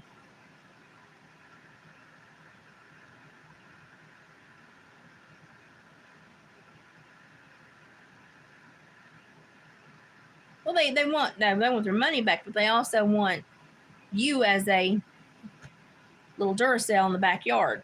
But they're not going to tell you that. They're not going to tell you that. Not until they're forced to. Not until we figure it out and put enough together that they're forced to come out and tell us what they've been doing. Because we know it's capable, right? Walmart's already got articles out there where they're harvesting ambient energy to power their stores. So ambient energy, you get ambient energy from what is the thermonuclear changes in the atmosphere. Well, that 99.9% of the time comes from living things. What's the living things in a Walmart store? That's shoppers. That Wasper is just mad. He's just going to have to stay in there and be mad. David can kill him later. HR, yeah, human resources.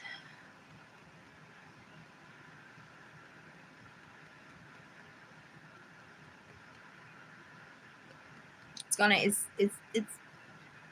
gonna get rough before it gets better, y'all.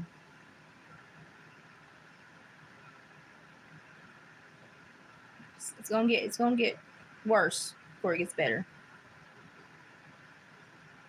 The only thing is maybe somewhere in all of this renegotiation component of society, something will occur to where enough people wake up to where we don't continue going in this way.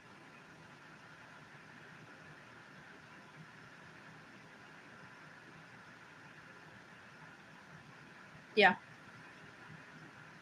Yeah, and that's why you see a lot of the drama TV, the emotional, hyperbolic, they keep you in that cortisol state of mind. It's where you're unhappy and unfulfilled and searching, irritated and animated and frustrated. And that's high energy vibration right there. If you just sit down and you calm down, they don't like you because you don't know how to.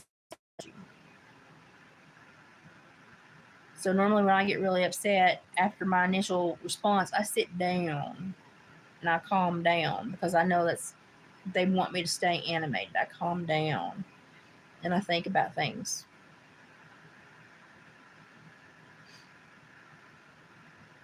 It's humble effect. Yeah, they want us all to stay there because, that's where the body overproduces and stays in that high vibration mentality, which creates a butt ton of energy, creates a very malleable society because we're all looking for a leader. And listen, on a sinking ship, you're gonna grab on anything that floats, even if it's a turd. It's gonna look like salvation in the moment. So I don't want to get in that sinking ship mentality because I don't want to grab onto a turd. So I slow down and I think. That's why I say I strive to be like a mule. When they get upset, they don't do like a horse and go completely left-brained. They normally stop, stub up, and sit down and think. And then they'll respond with whatever they think through. Rather, a horse will just go completely left-brained, start snorting and blowing and kicking and jumping and wailing. A mule will normally just lock down and think. And then you might be in for one. I mean, mules are mean, but they don't initially do the blowout react like horses do. So I strive to be like a mule, just lock her down and think about it. And I will hold a grudge for 20 years, just like a mule. Just like a mule.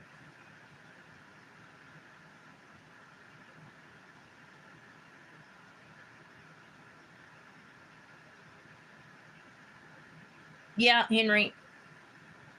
I've seen other people that. Eeyore is a genius. Ain't nobody plugging into him. He ain't got no juice. Oh, well, humdrum. Maybe he was up to something. Gotta watch out for them quiet ones. They think. I do. I want to be a mule. Listen, I don't like mules. I don't like to be paired with a mule. Because you really have to work.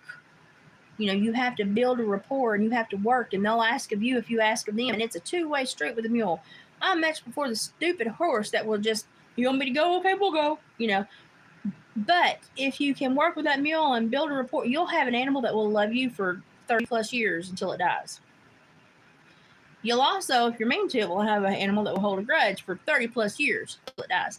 But they require energy before they give energy.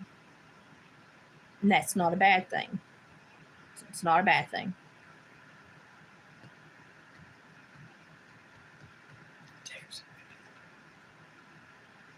Oh, cracking me up. That's funny.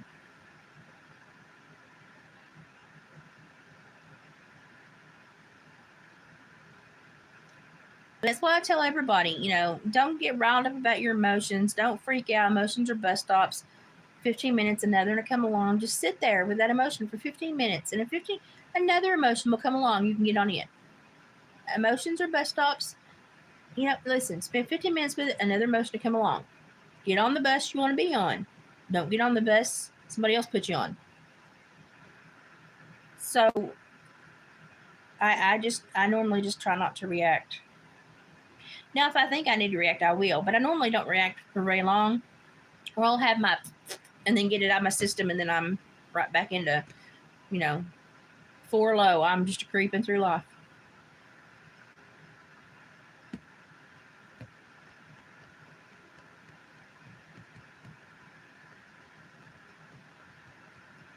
But everybody else running around, it's heightened state, and worried about stuff they can't fix, and trying to fix stuff that doesn't even matter to them, and trying to solve problems that won't even affect their life, and make money they'll never even be able to touch. And it's just like, what is the point? What is the point? But I'm at the point where every day is its own thing. If I'm solvent today and have ate a meal, I'm good. That's all I'm worried about. Worry about tomorrow. And that's just where I am now in life. I wish more people would join me there instead of being so spastic about, oh my God, in 12 years we've got to retire. We've got to have this, that. Listen, honey, and you don't know what's going to be out there in 12 years. Don't even try to plan. That's just funny. So I'm focused on the land, my relationship to nature, because that's, I think, going to be the biggest salvation for me and mine in the end, is still being very close to nature and still being part of the wildlife here, and still harvesting wild meat, living off the land. That's going to be I think that's worth more than money in the bank to me right now. I think that's a far better skill to have than a bunch of zeros after your name.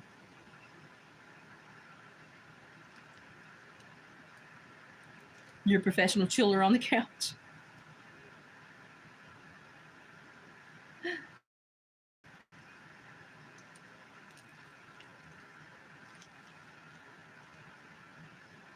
Jamie, I tell you, I watch nature and the wildlife, and every time I see a change, it's kind of it's right before, a few years before, there's a huge change in humanity. And I think it's just because humans we're behind the curve. We're behind the curve. We think we're smart, we're not. The animals always sense it first, and they always renegotiate things first. And they're doing way better than us right now. Way better.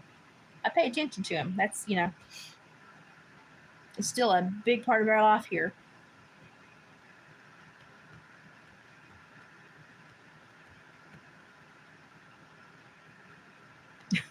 Henry and Chelsea are just gifting each other what for in the comments. It's kind of funny. I catch one every now and again, and I'm like, oh, burn.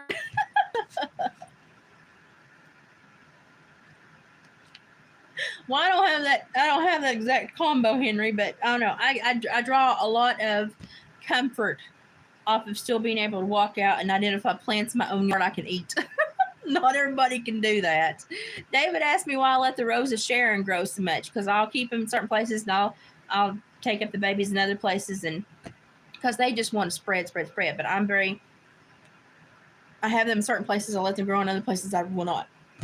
He said, why do you let these grow? I said, because every part of that plant is edible. Every part of that plant is edible. And then he's like, why do you like these flipping hostas? Because in the spring, when they start to sprout, you can eat their little curled sprouts, and they taste like asparagus. You put them cover them in oil and slap them in the oven. They taste like asparagus. They're edible. You know, I've got sage in the yard. I've got comfrey started. You gotta look at things a little different. You know, make sure you got medicinal plants out there as well. And a lot of people go out in their yard and they're like, that's a weed. Well, that weed might save your life in 10 years. Because you don't know where you're going to be in 10 years. You don't know what's going to be out there in 10 years. You better start learning about things that you know are still going to be growing. You cook, I clean.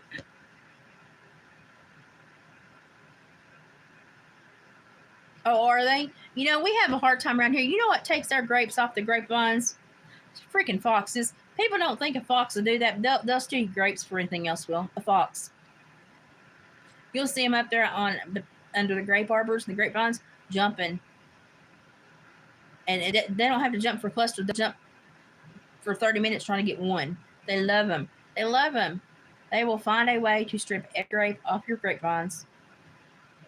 Daggum fox. And, you know, you think a lot of people didn't know that. I grew up just knowing that is normal. A lot of people did not understand that. So we had a lot of people from wine country come over here and buy land. They wanted to start a winery. They were having a horrible time. Something kept taking their, you know, grapes, and they thought it had to be black bear or something. And they were just, imagine their surprise, and figured out it was just a common old red fox coming in and stripping their vines. And we were all like, yeah. And we were like, and they were like, did you know that? And we were like, well, yeah, if you'd asked somebody in the society, you know, out here in the community, what's doing this, we would have told you. But they didn't ask people in the community. They were hoity-toity winemakers. So they would go to these big regional meetings and be like, we're losing our vines. They're getting stripped. We don't know what's going on. And well, they would, you know, go before a panel and pay so much money to get a professional response. And these people would be like, it must be some kind of blight. And no, it was a stupid red fox. And we were like, "Durr." They're like, "Well, how do I handle that?" Well, you hire you a good trapper, and you keep him on retainer. No, Lord. So you know they had to even hoity-toity. They had to come down a few pegs and realize that I live here now. I'm going to have to do things I never had to do before. Pay a man to catch red foxes.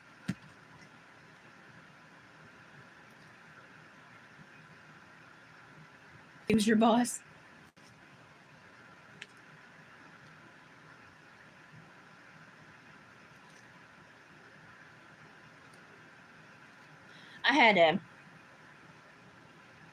I've always had red healers growing up. But I had a healer most of my teenage years.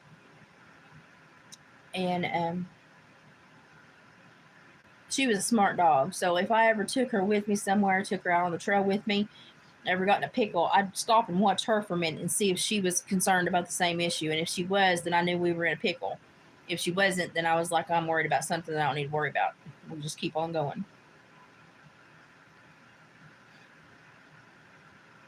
Watership down? Probably not. I don't watch a lot of movies or TV.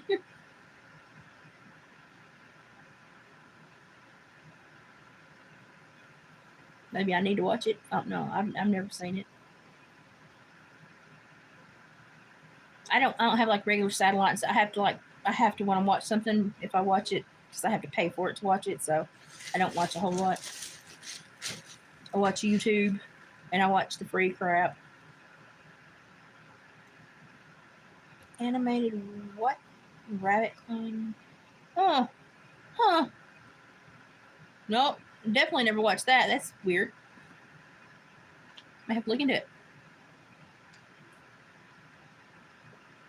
Okay, well, I've sat here and jimmer-jammered for long enough. I'm going to have to go and get some stuff accomplished, get up and move my body. I have got this one done except for gluing his eyes in. Got his tail on, just got to glue his eyes in. He took a good while, I'm not going to lie. But that's okay. I like the pattern, even though it's worsted weight. I like the pattern. So I'm tickled with him. Cover that up.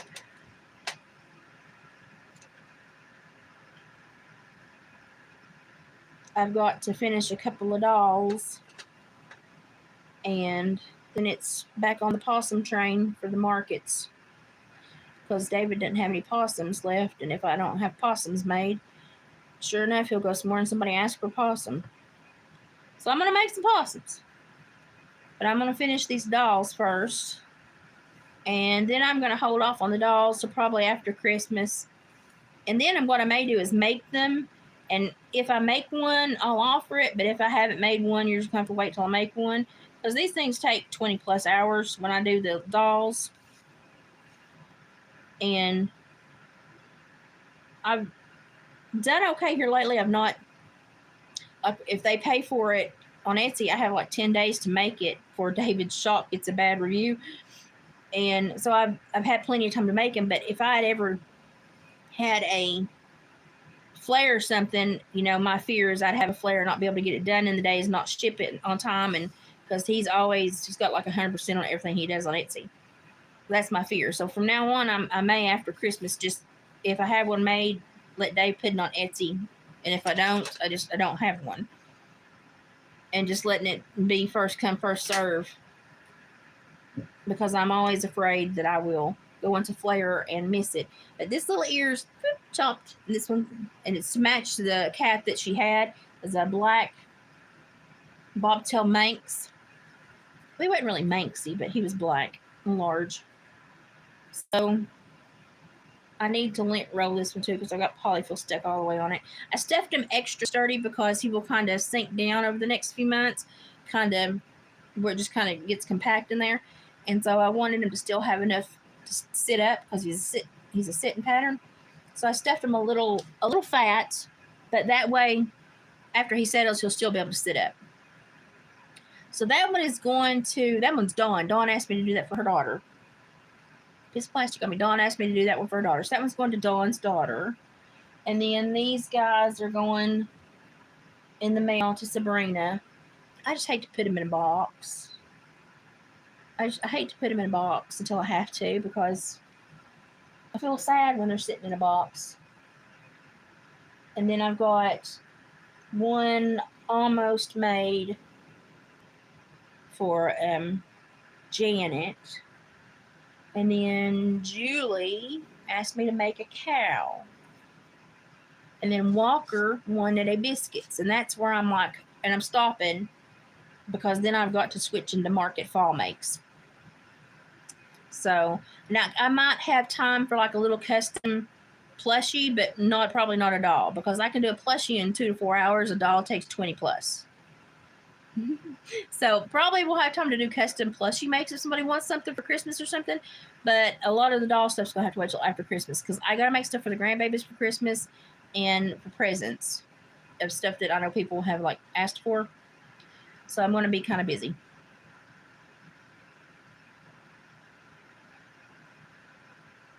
I like my little dolls. It's at least it's giving me something. Now, never when I was a hog hunting and doing taxidermy and supervising murderers, 15 years ago, did I think I was going to be sitting somewhere making dolls? No. But I didn't know my neuromuscular disorder was going to get so bad.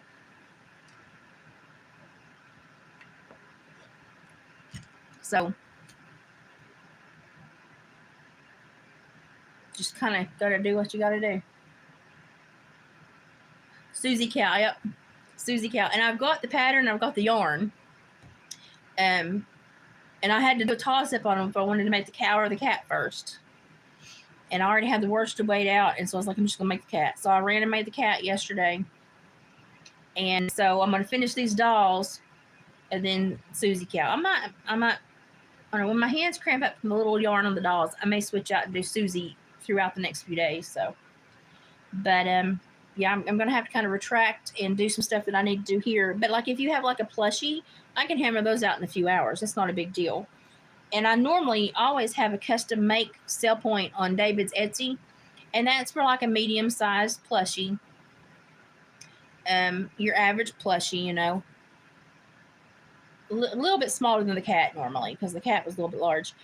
And I think it's like $40 or $45 plus shipping. And then anything you want made, as long as you can describe it to me, I can probably whip it out.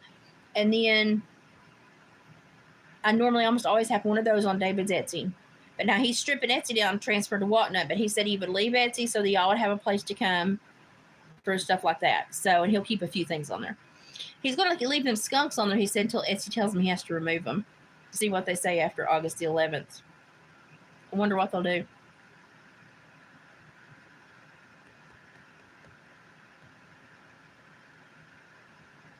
I wonder what they'll do. Well, if you're in Kentucky or Tennessee, or especially northeastern Tennessee and the tops of western North Carolina, watch the weather tonight. Southeastern Kentucky, it's going to get kind of rough for a while. It's already building. It's already building up by west Lexington and north of Elizabethtown. So do be careful. And they say we can see some spin ups and some high winds and torrential downpours. I'm hoping that it stays north and east of us and we just get some little, thunder boomers through. But they don't know how bad it's going to be. But it's already popping. Owensboro's got one building west of it right now. It's going to get nasty tonight.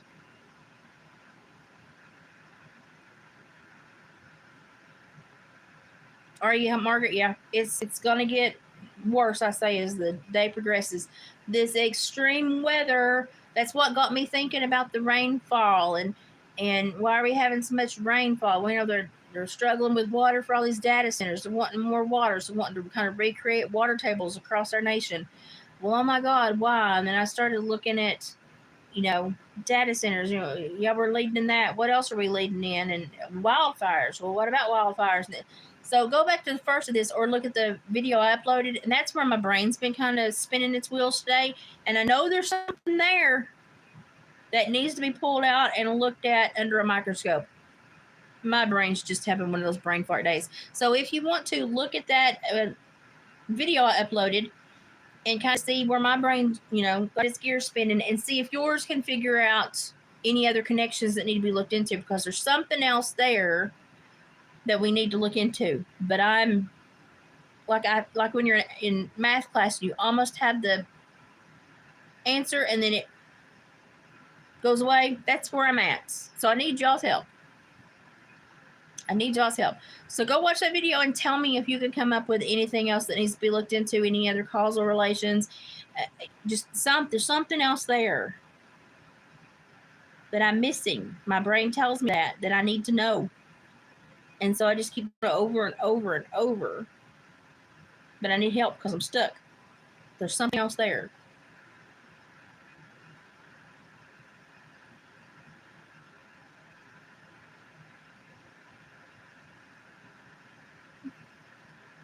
Oh, that wasper's going to find its way out. Okay, I'm going to get off here and I'm going to kill the wasper. Y'all have a great day. Watch out for the storms. I'll check in later, let you know I'm okay after it's passed through. And I'll talk to you in a day or two. I'm going to be going probably to the farm tomorrow. If you miss me for a few days, I'll be back. Got some stuff has to be done. And I'll be crocheting on the sidelines, and I'll be back in a few days. But if you don't care, take a listen to that last video and see if your brain can pick up on anything else that my brain can't, because something else is there. I know it. I can feel it, but I don't know what it is. Never said I was smart. I said I was educated. Two very separate things. So if you don't care to help, that would be awesome. And okay, I'm gonna go find the fly spotter and kill me a wasper. Y'all have a great day. I love you, and thanks for spending time with me. Bye, guys.